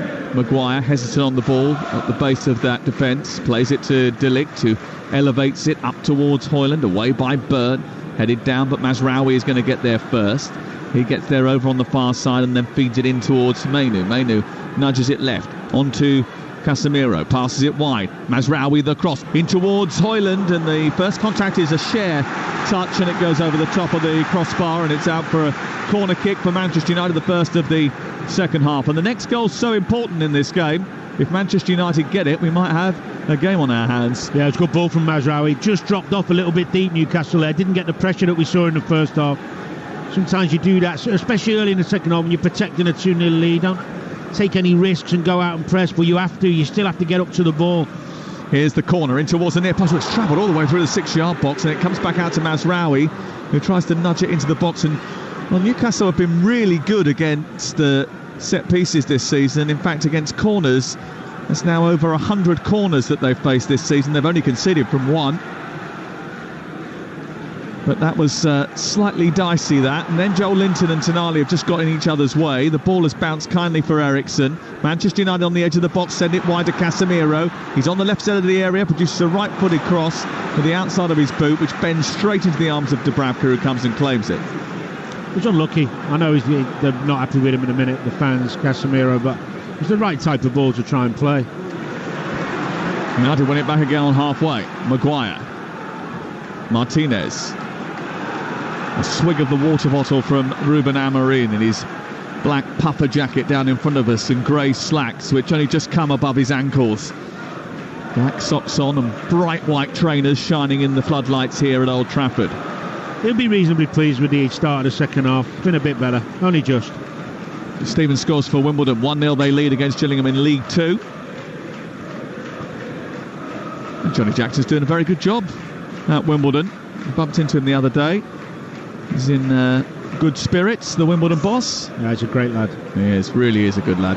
Here is Paul feeding Isak, but he's not going to get there ahead of Martinez, who just put on the afterburners and just got ahead of the Swede and nudged it back to his goalkeeper. But it'll come back again through Joelinton, and then Bruno Guimaraes, who is chopped down by Martinez rather agriculturally, and it's going to be a free kick 10 yards in front of the centre circle. Simon Hooper blows the whistle very quickly, and Manchester United's now set-piece coach, assistant manager Carlos Fernandez, comes out to the edge of the technical area to deal with their set pieces, which are, well, they haven't been handled very well in recent weeks, that is for sure. Do you know what's crazy is they all stand in this technical... I can tell you no player is looking over and asking him what to do at this point. They're doing what they've obviously done on the training pitch or before the game, and they're not looking over and seeing his hand signals and changing what they do. Are you saying it's for the cameras? Yeah. 53 gone. Exactly what I'm saying. Kieran Trippier is standing over the set piece. Isak has peeled away to the left edge of the box, and they can go either way here.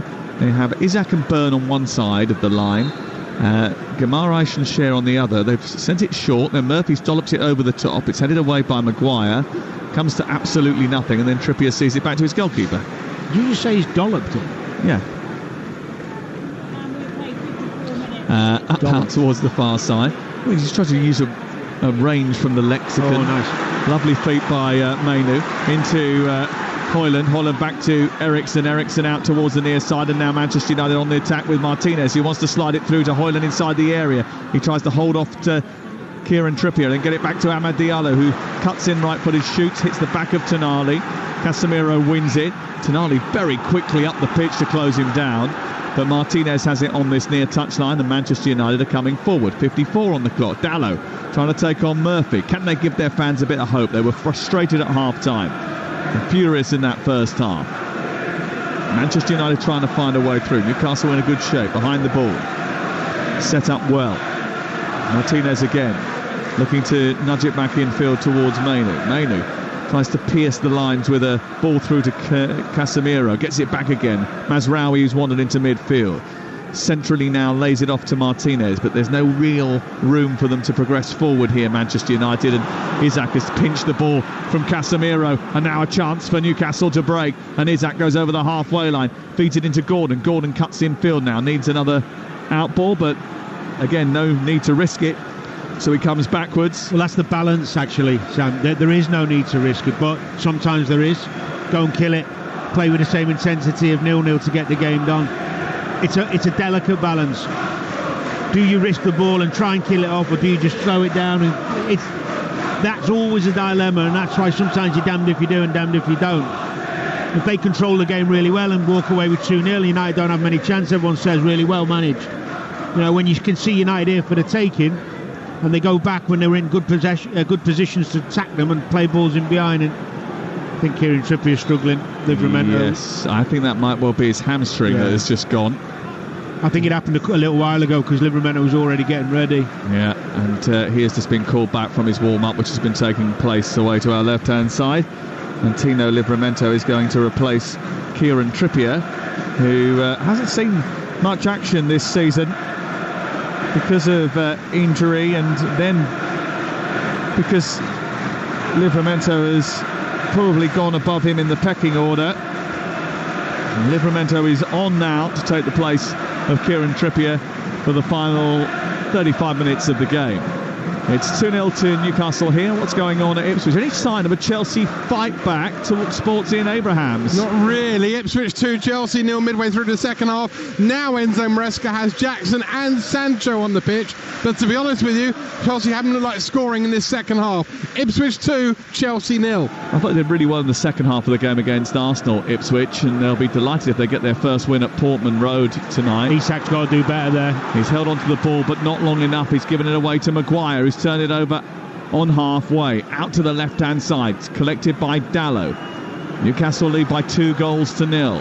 A pivotal point in the game. Actually, Trippier has come off and gone back on again. He's got a hamstring injury, but he's running back on to the field of play. Might just be a bit of cramp. Might be. But Tino Livramento is about to come on.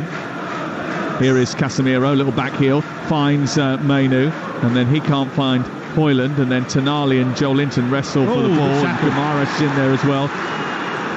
Casemiro with a blood and thunder challenge. The ball spills out to the left wing position, and Dalot tries to get across, and it's blocked by Kieran Trippier, and it goes out of play on this near side. What was great about that is the urgency of the doubling up from wide areas when someone's going to get a crossing.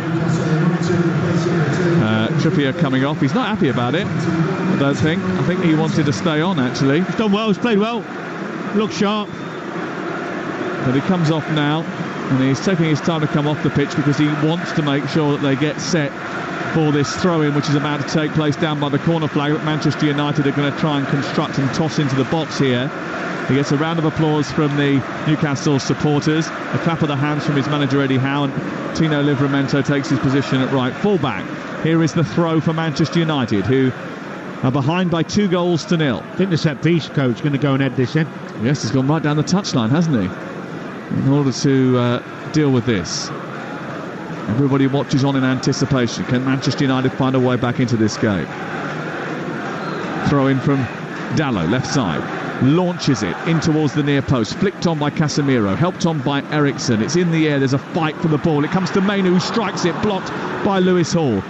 Comes out to the edge of the area, and now Ahmad tries to scoot down the right side. Turns it back into Mainu. Mainu needs support. Eriksson lifts it towards the far post. Casemiro with a header. It drops inside the box. It's still not clear. And away by Lewis Hall, and now Dalot works it back from Maguire, and Manchester United try and keep the pressure on. Better from Manu. Bit more urgency. Mainu's doing better, getting on the ball, making things happen. Here he is, speeding it into the path of Dalot. Dalot takes on Murphy, goes on the outside, produces a left-footed cross. It's a diving header off the post, and Maguire comes back towards the Ligt. It's blocked and squirms away to safety. And then at the other end, Isak chases down the long ball, which was almost reached by Mazraoui, but that's got the Manchester United fans on their feet. A thwacking of the post. And as the ball came back into open play, Maguire felt as if he was going to get United back into the game. He thundered that ball goalwards, and the post is still rattling. Yeah, it was a good header, good cross as well. So it's a decent reaction from Manu. They were down and out in that first half, and they've shown a bit of, well, they had to show a bit of fight. Of course they did. Amad Diallo trying to get in the inside left channel. Across comes Cher, but again Diallo goes sliding in and just prevents him from getting a proper clearance on that. It goes out of play, and it's away for a throw-in to Newcastle United on this near side. 2-0 to Newcastle. We're hitting the hour mark live on Talksport. And remember, we've got more live football for you on Saturday when we bring you Newcastle's game against Tottenham Hotspur. A huge match that is for both Tottenham and Newcastle, especially if it stays like this. Great block, wasn't it, from Lewis Hall? After it hit the post, it came to the lip. Lewis Hall dived in front of the ball, put his body on the line. He's got that in a dangerous area, didn't he? He did indeed. Manchester United 0, Newcastle 2. Talksport with Sky Sports, and don't forget you can stream the biggest Premier League games available on no contract with Now, like Manchester United versus Newcastle, live right now. Search Now Sports, they've won it again high up, and here's Hoyland running through. Across comes Dan Burn, and that ball is actually cleared up towards Alexander Isak, who moves down the right hand side. Is fouled by Martinez, and Martinez will be lucky here not to get a yellow card. It is a yellow. Because it's not just that one, but there's several others, and it is a yellow card for the Argentine. They've got to be careful, Newcastle, in terms of taking their foot off the gas, because the game's there for them. They've just lost that impetus to want to go forward with the urgency, and they're happy sitting in and managing it, and that's what I was talking to you about before, Sam. It's really difficult sometimes to find that balance. A bit more risk, and they'll get the reward. They haven't taken enough risk second half just yet. I think that's why Eddie Howe's contemplating some changes. Well, they have a free kick on this near side, about a yard in from the touchline. It's 15 yards inside the Manchester United half, wide on the right-hand side. It's sent into the box. It's headed away by United. Casemiro was the one who got the final touch on it. Headed back by Murphy. Drops for Tonali and Mainu to fight for the ball. Eriksson comes and helps out his teammate. And then Casemiro is shut down by Joelinton, but the ball ricochets kindly for Maguire, who clears up over the halfway line. Livramento helps it back to his goalkeeper. And Newcastle reset. Well, those changes, what are they going to be? Let's have a look down the touchline. Joe Willock is warming up. Yeah, he's got good legs, great athleticism. That'd be sensible. Harvey Barnes is down there too. Miggy Almiron as well. Here is Jacob Murphy. Back to Joelinton in the centre circle for Newcastle United. Steps on the ball, turns the other way, plays it forward into Gordon, who comes in for off the touchline and feeds it into Murphy. They've come narrow here and worked the ball out wide to Livramento now, and then Gordon's gone down the right-hand side. He's held onto it well. He's pushed to the floor by Diogo Dalot, who did wrap his arm around Gordon. Gordon went down pretty cheaply, but he was right in front of the linesman. It was a silly foul because he's going backwards. He's going back. He's got himself goal side. He's going backwards. He pulls him down. It was an unnecessary thing to do from Diogo Dalot. Anthony Gordon being serenaded by the Newcastle fans. Alejandro Garnacho and Lenny Yoro about to come on for Manchester United. Yeah, maybe because De Ligt's only just got back fit, doesn't want to. They haven't really been tested too much in this second half, the back three. Here is the free kick to be taken by Lewis Hall on this near side. Edge of the box, Murphy's free. And so is Gordon. Alexander Isak is lurking with intent just inside the 18-yard box. It's Hall deep to the far post. It's headed away by De Ligt, who took charge of that. Isak scrambles towards the far left and then tries to take on Mazraoui, who holds firm. The ball bounces out of play and it's away for a throw-in 5 yards from the corner flag. So a couple of changes for Manchester United. Off comes Casemiro, on goes Garnacho. That's the first change. That's definitely not a like-for-like switch. And off comes Lisandro Martinez, who gives the captain's armband to Harry Maguire. And on comes Lenny Yoro. He's not been at his best, that's for sure. On he goes. So where is Garnacho going to play? I would imagine Eriksson will drop in alongside Mainu, and Garnacho will be Plays one of the 10. Tucked in off that wide. Here is the throw-in for Newcastle over on the far side. Maguire putting the armband on. I suppose that's quite significant after being stripped of it by Erik ten Hag. Back to the goalkeeper Dubravka. Hits it up towards the chest of Joelinton, who juggles with it brilliantly. And then sent down the left. And here is Gordon trying to get away from Mazraoui, who recovers brilliantly and flicks it out, but not out of the perimeter of the playing surface. It's retrieved by Isak. Isak lays it back off to Hall. It wasn't the best of balls, and then he plays it against De Ligt, and it's out for a throw-in. Isak started wandering into wider areas. I think he needs to stay central, just give them someone to build off. I know he likes to drift to that left side and get on the ball, but at the moment, just to occupy give them a target, start building up again. Not since 2016 have the Geordies won their final league fixture of a calendar year. And that was in the Championship. Not since 2014 have they done it in the Premier League. Their last away win at the turn of the year came in 1999. Usually these trips at this time of the year for those Newcastle fans are forlorn and end up being a disappointment. Oh, Lewis Hall might be onside here. He's trying to run and take on Onana. Onana comes out, cleans him out and takes the ball, and then the offside flag goes up. And that is why managers hate the delay of the flag. I don't think Lewis Hall was offside. I'm not sure what he's... And the reason managers hate the delaying of the flag there is because if that was offside and the assistant was going to stop it, there was a potential issue there where Hall could have got injured on a different moment. Offside, yeah, just about. Right decision. We've got to start asking the question, haven't we, about why is Rashford on the bench if you're not going to use him when you're 2-0 down? Well, I just wonder whether he was on the bench because he just needed to fill the bench. Here is Livramento taking it down, nudging it through to Tonali. Wants to return Livramento. Oh, if Isak hadn't have got in the way, it would have gone all the way through. And Livramento would have been in behind the defence. But there was a little nudge of the hand from Isak. Isak should know because of the pace of the ball. It wasn't the best ball from Tonali, to be fair. 67 on the clock. This is Talksport. Chelsea losing away at Ipswich. Aston Villa in front against Brighton, and Manchester United behind at home to Newcastle, and about to lose a third game in succession at home in the Premier League for the first time ever. He's done well, Cher. He's been brilliant tonight. They've left him one-on-one with Joelinton because they know he can cope, and he's just bit wise. Wise, strong, intelligent. He anticipates the ball that's coming towards him. He knows when to dive in, when to hold off. He's an experienced Swiss international. Here's Fabian Schär, the ripe old age of 33 now.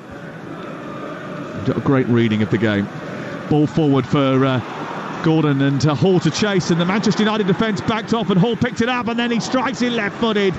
When really he should have stopped and pulled it back for Gordon, who'd stopped his run, pulled off the defence, and actually just stood on the edge of the area and had a bit of space. Well, they got lucky there because Isak mishit the pass. He was passing it to Gordon and mishit it to Hall. But still danger. You just see how he just pulls it. It's actually good defending from Maguire. Let's head off to Villa Park. Jeff Peters.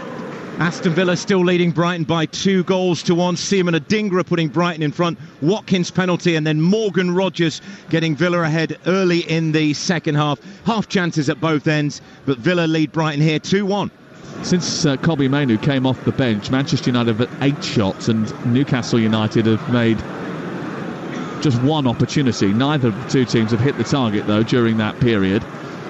Which shows you actually that the level of control that Manchester United have had since that change, highlighting the issues that you spotted early in the game anyway. Well, one thing you're missing is Newcastle gave them that control. Because they'd already had the 2-0 lead. Because they're 2-0, yeah. It's a nice start, and he has made a difference, but you've got to put it in perspective. Newcastle, you go 2-0 up any game, you let a team have control. You wait, you play the game of chess. Yeah, you're keeping them at arm's length. Yeah. This is Murphy into Tonali. Now on to Bruno Guimaraes, and now Joelinton, who pokes it down the right, looking for Isak. He's trying to get better of Dalot. Dalot dives in but can't get it away from Isak. Isak again, who's quite wide on this right-hand side, trying to get past Dalot again, and skips past him, then skips in field, lays it off to Livramento, and then back to Tonali from Bruno Guimaraes. There's space for Murphy down this right side. Isak is in the centre. Guimaraes on the half turn, down to Livramento, cross into the box, and it flashes through the 6-yard area, and it's just behind Gordon. Hall slides to keep it in far side, and Newcastle on top again in the game. They lead by 2-0. That was a chance. Great move, but Livramento, poor ball. He had 2 great options. Tonali, he's got Murphy down the right side. It was a poor ball by him, but it's bounced kindly for Joelinton. His control wasn't right. Garnacho trying to bring it away. Tonali wins it back. Newcastle win it back. And they turn it over again inside the Manchester United half. Have they just upped the tempo again? Yeah. Here's Isak into Bruno Guimaraes. Collision between Mainoo and Guimaraes, but Guimaraes gets straight back up. Mainoo stays down. Newcastle stay in possession and on the front foot as we hit the 70-minute mark, leading by 2-0. And it's sensible from Newcastle as they up the tempo, and then when they realised there was nowhere to go, they just went back to the halfway line, kept the ball, and went to build again from the back. Their away record hasn't been great over the last year and a bit. They've lost 12 of their last 23 Premier League road matches. They are looking to win back-to-back away games for the first time since January of this year. And this will be a big feather in Eddie Howe's cap, because the Geordie jaunts to Old Trafford usually end in tears. Here is Livramento. Back to Tonali, deep inside his own half. Tonali, the Italian, with his longish black hair. Poor kick from the goalkeeper. That awful from Dubravka. He's given it straight to Mazraoui, and he's invited Amad Diallo to tinker into the box. His shot is blocked by Bruno Guimaraes. It just spills out to the far side. Hall stops it from going out for a corner, and then kicks it up towards the halfway line. It was very good defending by Lewis Hall.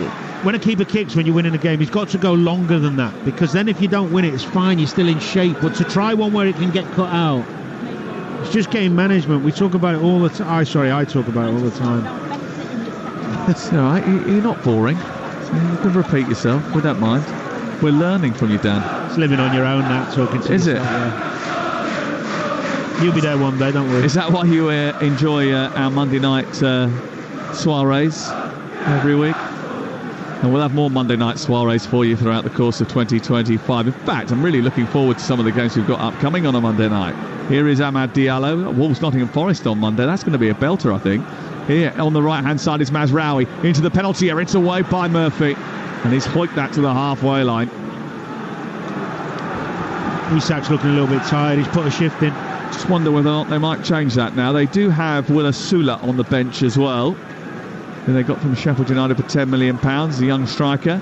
They might turn to Joe Willock, I think, and maybe put Gordon through the middle. That's an option for Eddie Howe. Here is Garnacho down the left. 17 minutes to go. Manchester United need a goal, but they've got to at least register a shot on target if they're going to do that. Out it goes to the right-hand side. Amad Diallo for Manchester United on the attack. Gets to the byline. The good tackle comes in from Lewis Hall. Again, really good defending by Lewis Hall. And he puts it out for a corner, but he claims actually the last touch came off the Ivorian. He's been really good, Lewis Hall, but I mean he has had some wonderful help from Gordon. Newcastle do that really well when they play well. Their wide men go and protect their fullbacks when they're up against good wingers. It's a lesson for other teams that don't do that, isn't it? Well, it's basics, really. I mean, we say it like it's something that should be applauded. It should be normal.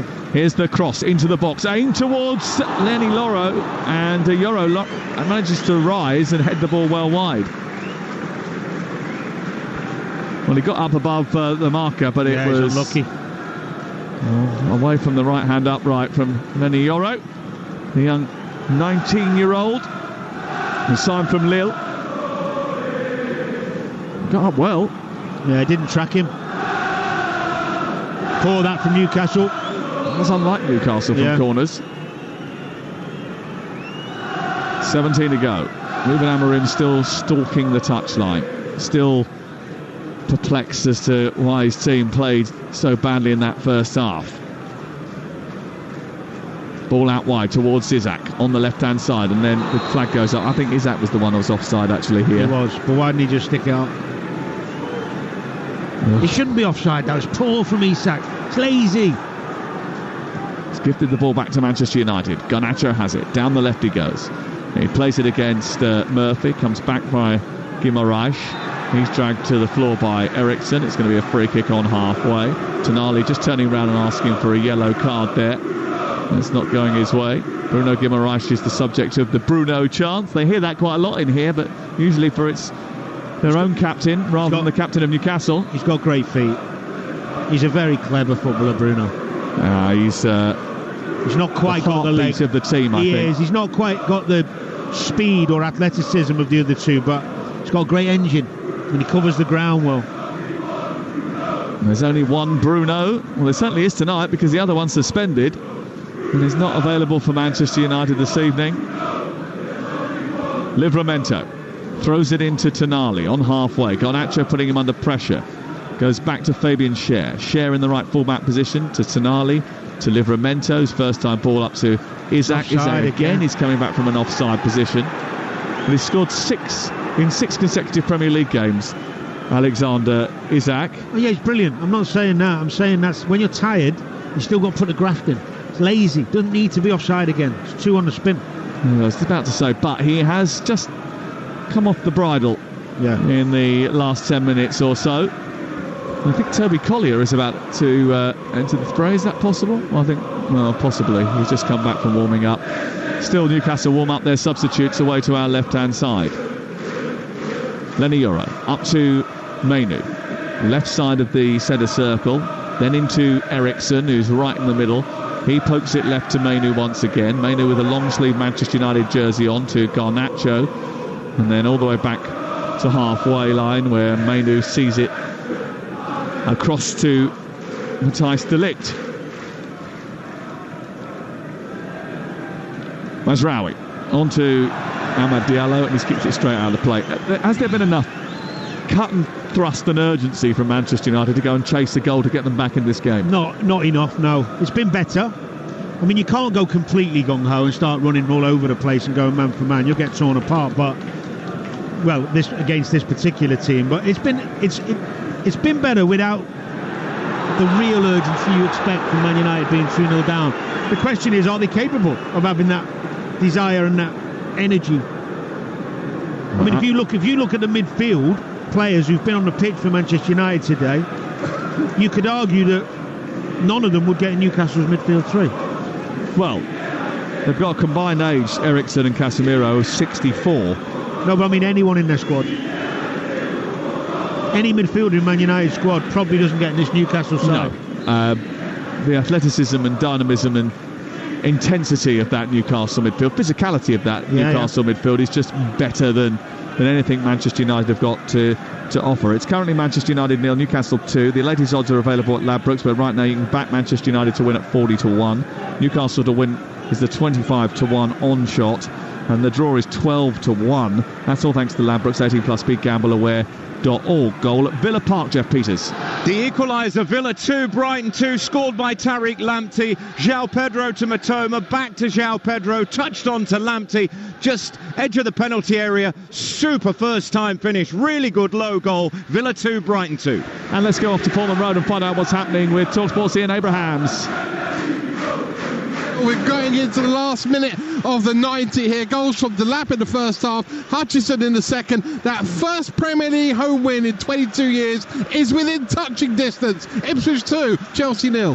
Liam Delap and Amari Hutchison, the goal scorers tonight. Not born when Ipswich last won at home in the Premier League. Then Chelsea came along. Chelsea made some significant changes tonight, actually. That might well be picked over in the sports bar. Here is Lenny Yoro out to the far side. Matthijs de Ligt given away by Amad Diallo, and Gordon's got it. I don't know who he was trying to get that to, but it wasn't Isak. And it's given away to Manchester United, who look to try and build from deep. 11 minutes to go. I don't feel like there's a Manchester United comeback coming. I don't know about you. You know, one goal can change a game. I mean, if there could be a set play, a deflected shot.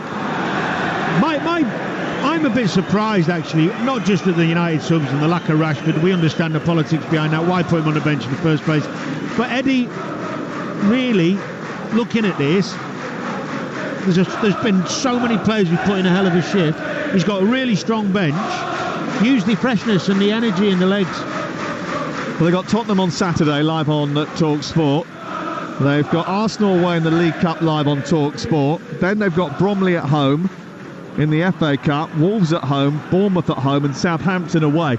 They could have a December to remember and a January that goes quite well for them as well. Anthony about to come on, and Amorim is being taunted by the Newcastle supporters.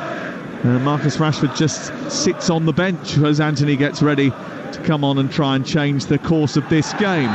Cher and Hoyland get involved in a wrestling match. This time Cher is penalised as he drags the Dane to the floor. You see, the thing is with putting Rashford on the bench and having no intention of using him, so what you're doing is you're saying to him, look, you've worked hard, I'm going to reward you and put you on the bench. What you're actually doing is causing yourself more problems, because the player gets really annoyed at you because you put you on the bench and they're never going to use you because you're 2-0 down. He's putting everyone but Rashford on. And then the crowd and the journalists start all asking questions. You were better just leave and doing what you're doing. Well, he did ask to leave. He has told everybody he wants a new challenge. Yeah, which is his fault. In an unsanctioned interview. His fault. Which he didn't give anyone any notice of. So he's got questions to answer. As Hoyland tries to get in round the back from the free kick. You're spot on, Sam. But Amorim has put him back in. Don't do that then. Stick to your guns, because if you've got no intention of using him, you're only causing more problems. I think, and we'll have to check this, Fabian Cher, I think he was just booked there for that challenge. If he was, he's going to be suspended for Saturday's game away at Tottenham Hotspur. That question about Rashford and not using him might well come up on the sports bar later. 03717223344. Certainly there'll be a discussion about this game and many others with Natalie Sawyer and Gabby Agbon-Lahore tomorrow morning from 10 o'clock live on Talksport, the breakfast show, and then Crookie and I will do the same from 10 o'clock tomorrow morning. We've got lots to get through. Lovely little nutmeg by Bruno Guimaraes on Alejandro Garnacho. Isak's not there. He needs him. He takes the ball out towards the right touchline, but there's no option for Guimaraes, and he runs the ball out of play. It's picked up just inside the Manchester United half. 82 on the clock now. You're listening to Talksport, and it's Manchester United 0, Newcastle United 2. Chelsea about to lose at Portman Road. And Ipswich win for the first time in the Premier League this season at home. Here is Garnacho down the left-hand side for Manchester United. Back it goes towards Dalot. Dalot with a chance to cross. Instead he goes centrally to Eriksson. Then Mainu, who flicks it into the box. Mazraoui heads it back towards Amad Diallo, who can't strike because Gordon is there. The ball ricochets into the air. It might drop for Højlund on the turn. Offside. Smacks it back, and then Eriksson over the bar, but an offside flag went up a little while ago. And it's going to be a free kick to Newcastle United. Aston Villa 2, Brighton 2 is the latest scoreline. They're coming into the last few minutes of that game. Kicked off at 7:45. Matthias de Ligt comes off, and on comes Anthony. So Mazraoui will go into the back three, and Anthony will go as the wing back over on the far side, the right. And they do score more goals when they have an attacking winger in the wing back role. That was proved by statistics prior to the match. When Anthony and Amad are in that position on the right, they've scored 9 goals, Manchester United. When Mazraoui has been in that position, or Dalot at right wing back, they haven't scored any. So you've got Murphy, who's put a hell of a shift in, stretching his muscles, calf. Isak hasn't made any runs in 10 minutes because he's knackered, because he's worked so hard, and they haven't made the subs. I'm always amazed how it takes so long. Well, they're going to make 2 subs now. Barnes and Willock about to come on. Here is Amad Diallo on to Anthony. Back to Anthony from Diallo. Right side, Manchester United on the attack here. It's Mainu who scurries forward, then leaves it for Amad Diallo, whose cross is too big and it flies through the 18-yard box and goes out. And here are the 2 substitutes. And Harvey Barnes and Joe Willock about to come on. A few Manchester United fans see that as a signal to go and get the tram. Danny was hoping for a 3rd goal earlier in the game because he hoped that way the traffic would ease a little bit quicker. Got a big drive tonight. You'll have to listen to the Sports Bar with Majestic and Darren Ambrose. Great entertainment incoming, and we'll have live interviews from the tunnel as I speak to Al Marin and Eddie Howe tonight, straight after we finish. I've got one of your podcasts on my phone as well. Have you? Yeah. I haven't done one of those for nearly a week, Dan, so it might be out of date now. But we will do one tomorrow. Premier League All Access will be released by tomorrow lunchtime, reviewing all of the action from over the Christmas period. I look forward to that. Alex Crook and Scott Minto with me tomorrow morning. We'll record that, and that'll be up on all of the sites that you get your podcasts from. So I haven't given mention to tonight, Dan Burn. Yeah. I think he's been absolutely terrific recently, and I questioned whether he could play that central defensive role in a 4, with the lack of pace.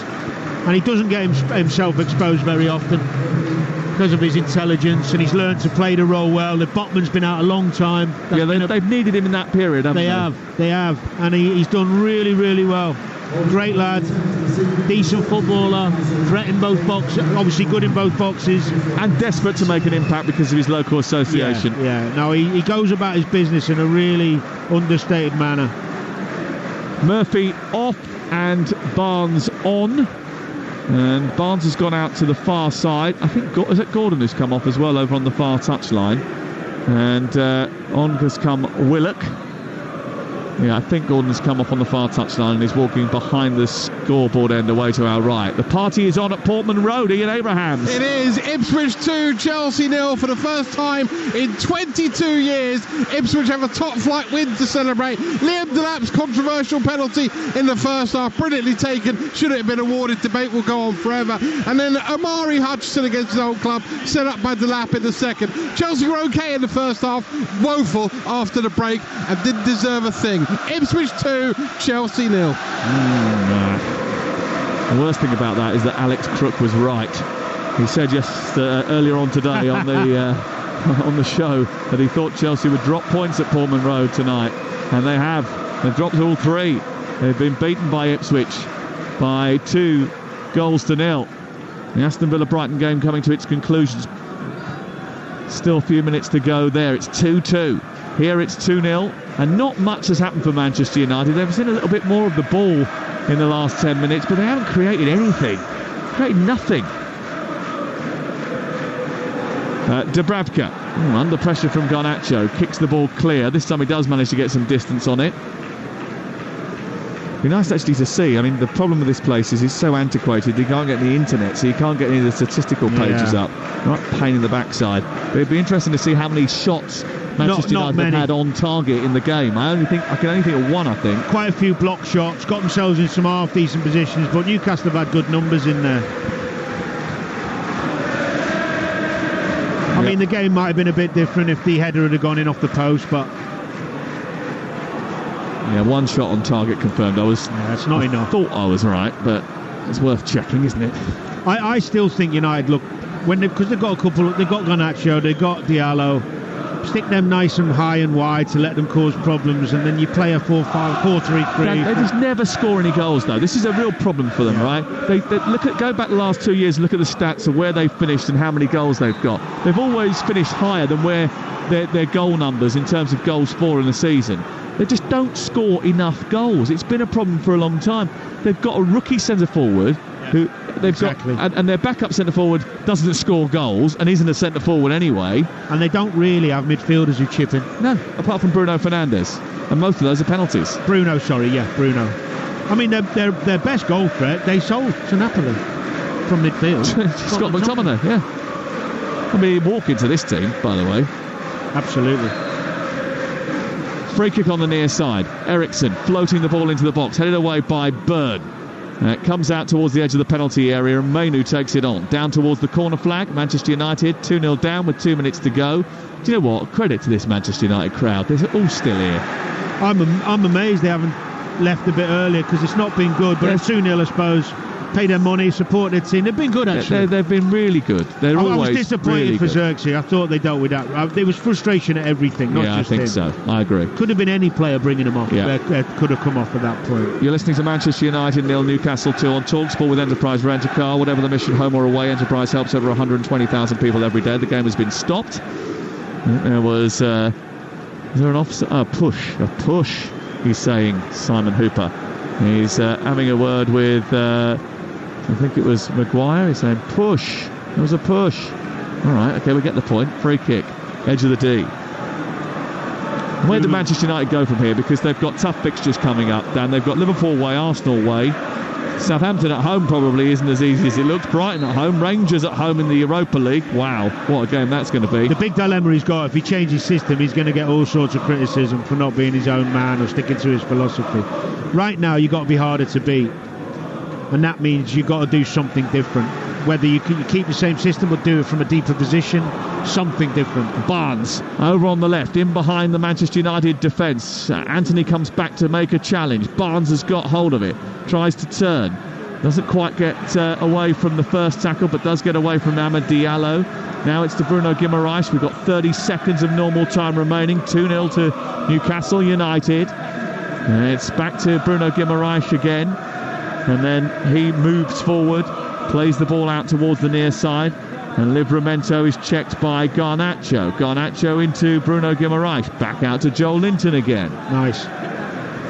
Into Guimaraes once more, under pressure. And then he's fouled. It's going to be a free kick 5 yards short of the halfway line. So how many minutes are going to be added on at the end? 3. He's got to get some energy and legs into the team, and if that means Diallo, Garnacho wide, you can bring Collier in with Mainu, Ugarte in the middle of the pitch.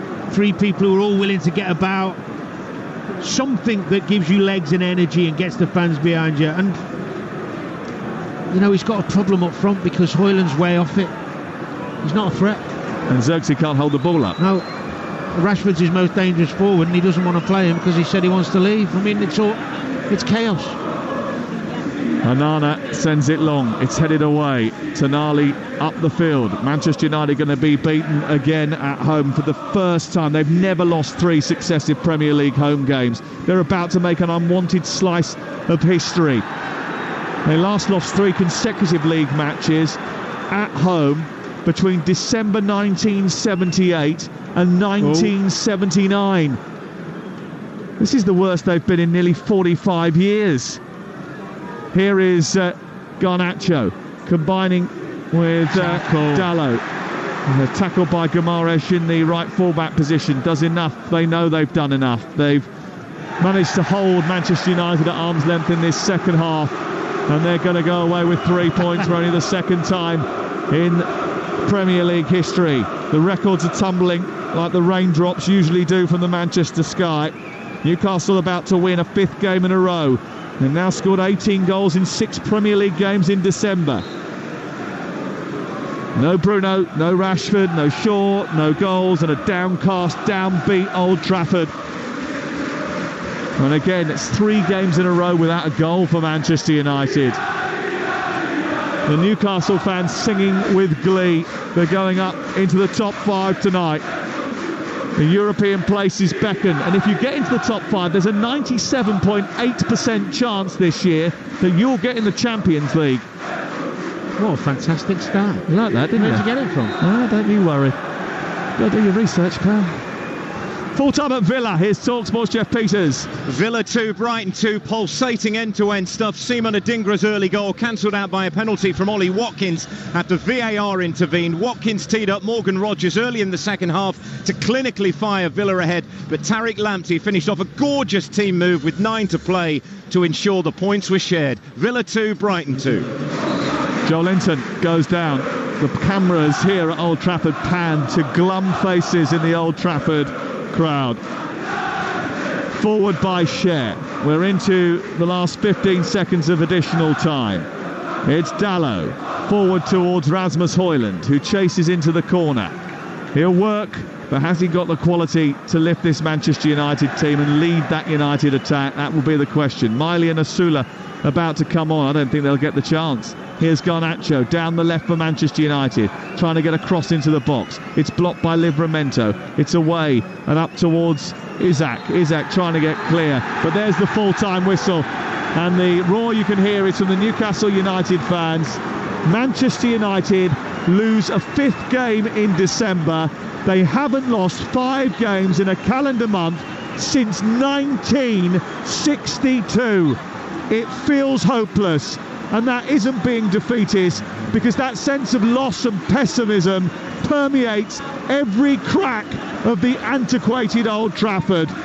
And you wonder if they have bottomed out. Ruben Amorim mentioned the word survival the other day. He didn't really mean relegation, but he might have to start prioritising it the way it's going. For Newcastle, it is the complete opposite. Eddie Howe wins at Old Trafford for the first time as a delirious December to remember for Newcastle comes to an end.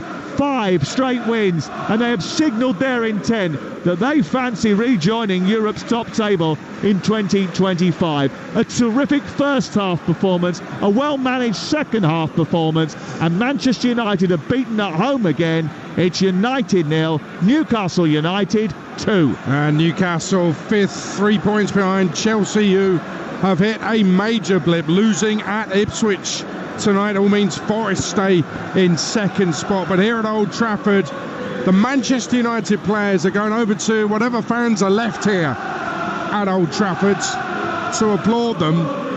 And I'm not quite sure they're going to get the same applause back. And you have to look at the players. You also have to look at the manager tonight, because he got a lot of things very wrong and he didn't change it in time. The game was lost in the first 20 minutes to half an hour when Manchester United were an absolute mess. So as they go over to their fans, Newcastle players come over towards us, towards their fans in the corner, who are leaping about deliriously. They're having the best time. They're loving it. 5 straight wins, and they all think they're getting back into Europe. Dan Burn conducting the fans. Joelinton wants more, Bruno wants more.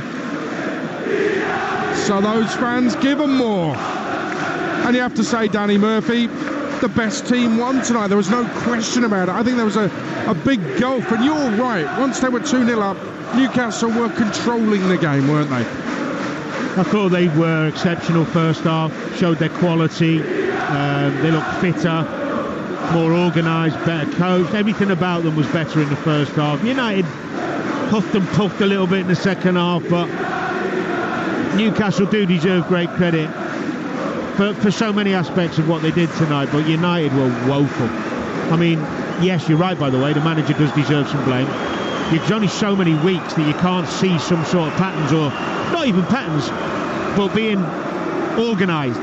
Simple things not happening, like being overran in the middle of the park because they've got an extra player. I mean, come on. Simple stuff. I could see after 5 minutes. Yeah. Probably see it on a team sheet, to be honest, but I give them the benefit of the doubt, see how they're going to set up. And even when they changed it, it didn't really, nothing too much changed, really.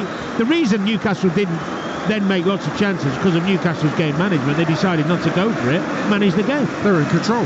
United have got a big problem, not only because I think the tactics are wrong, because that's just my opinion, and I think it's proving, the results are proving that point, but they can't score goals. They look devoid of ideas.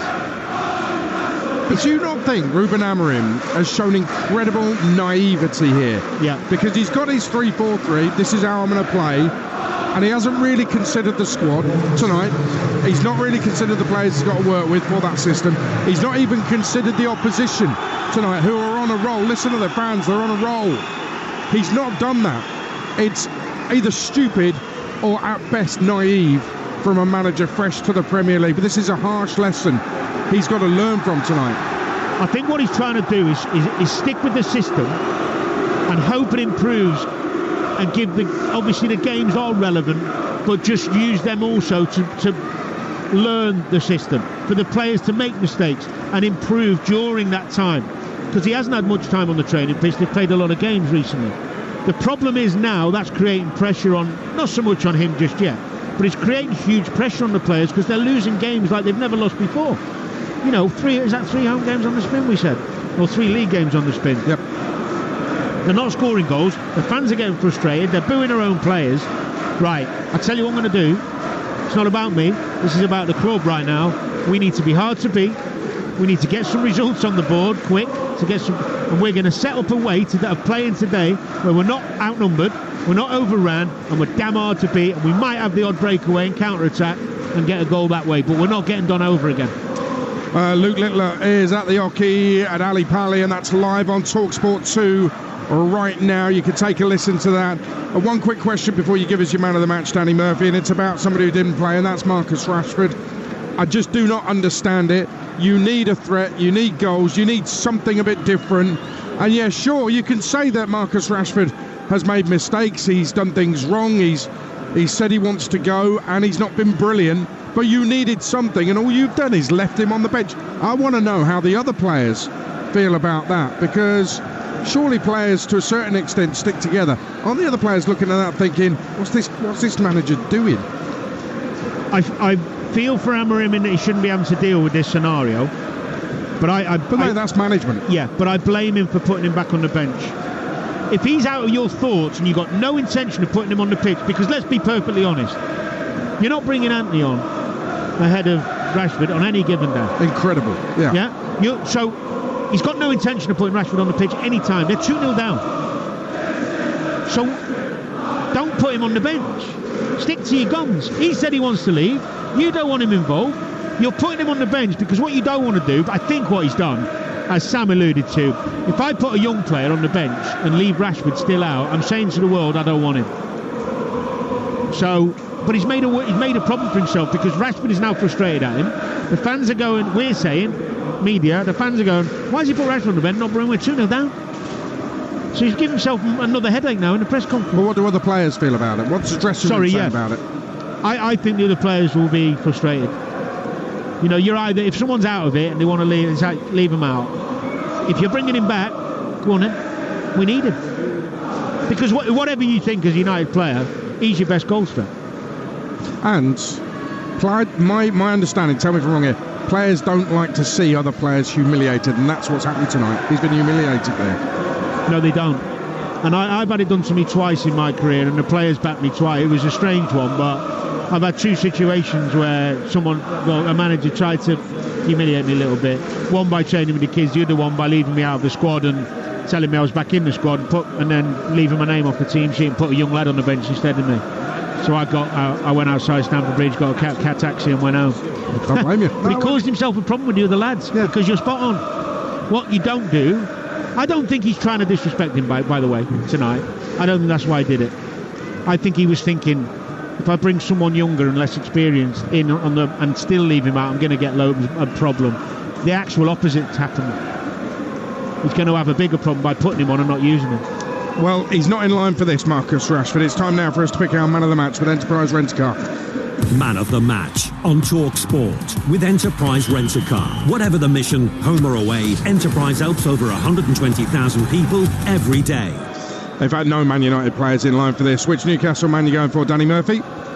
Well, do you know what, Aid? I'll be quick because there's so many I could mention because there were so many terrific performances and probably 5 of us who watched the game, 4 of us who watched the game, they could all pick someone different. I'm actually going to give it to Tonali for the whole 90. I thought Joelinton was exceptional. Bruno was great in patches. Gordon, Lewis Hall was terrific. Lewis Hall was terrific. I think Tonali in that role, the control that he gave him, the physicality, he looks fit, he looks strong, he's technically good, could have scored, should have scored. I thought he was outstanding. I think it's a good choice. Tonali is our man of the match from today's game with Enterprise Rent-A-Car.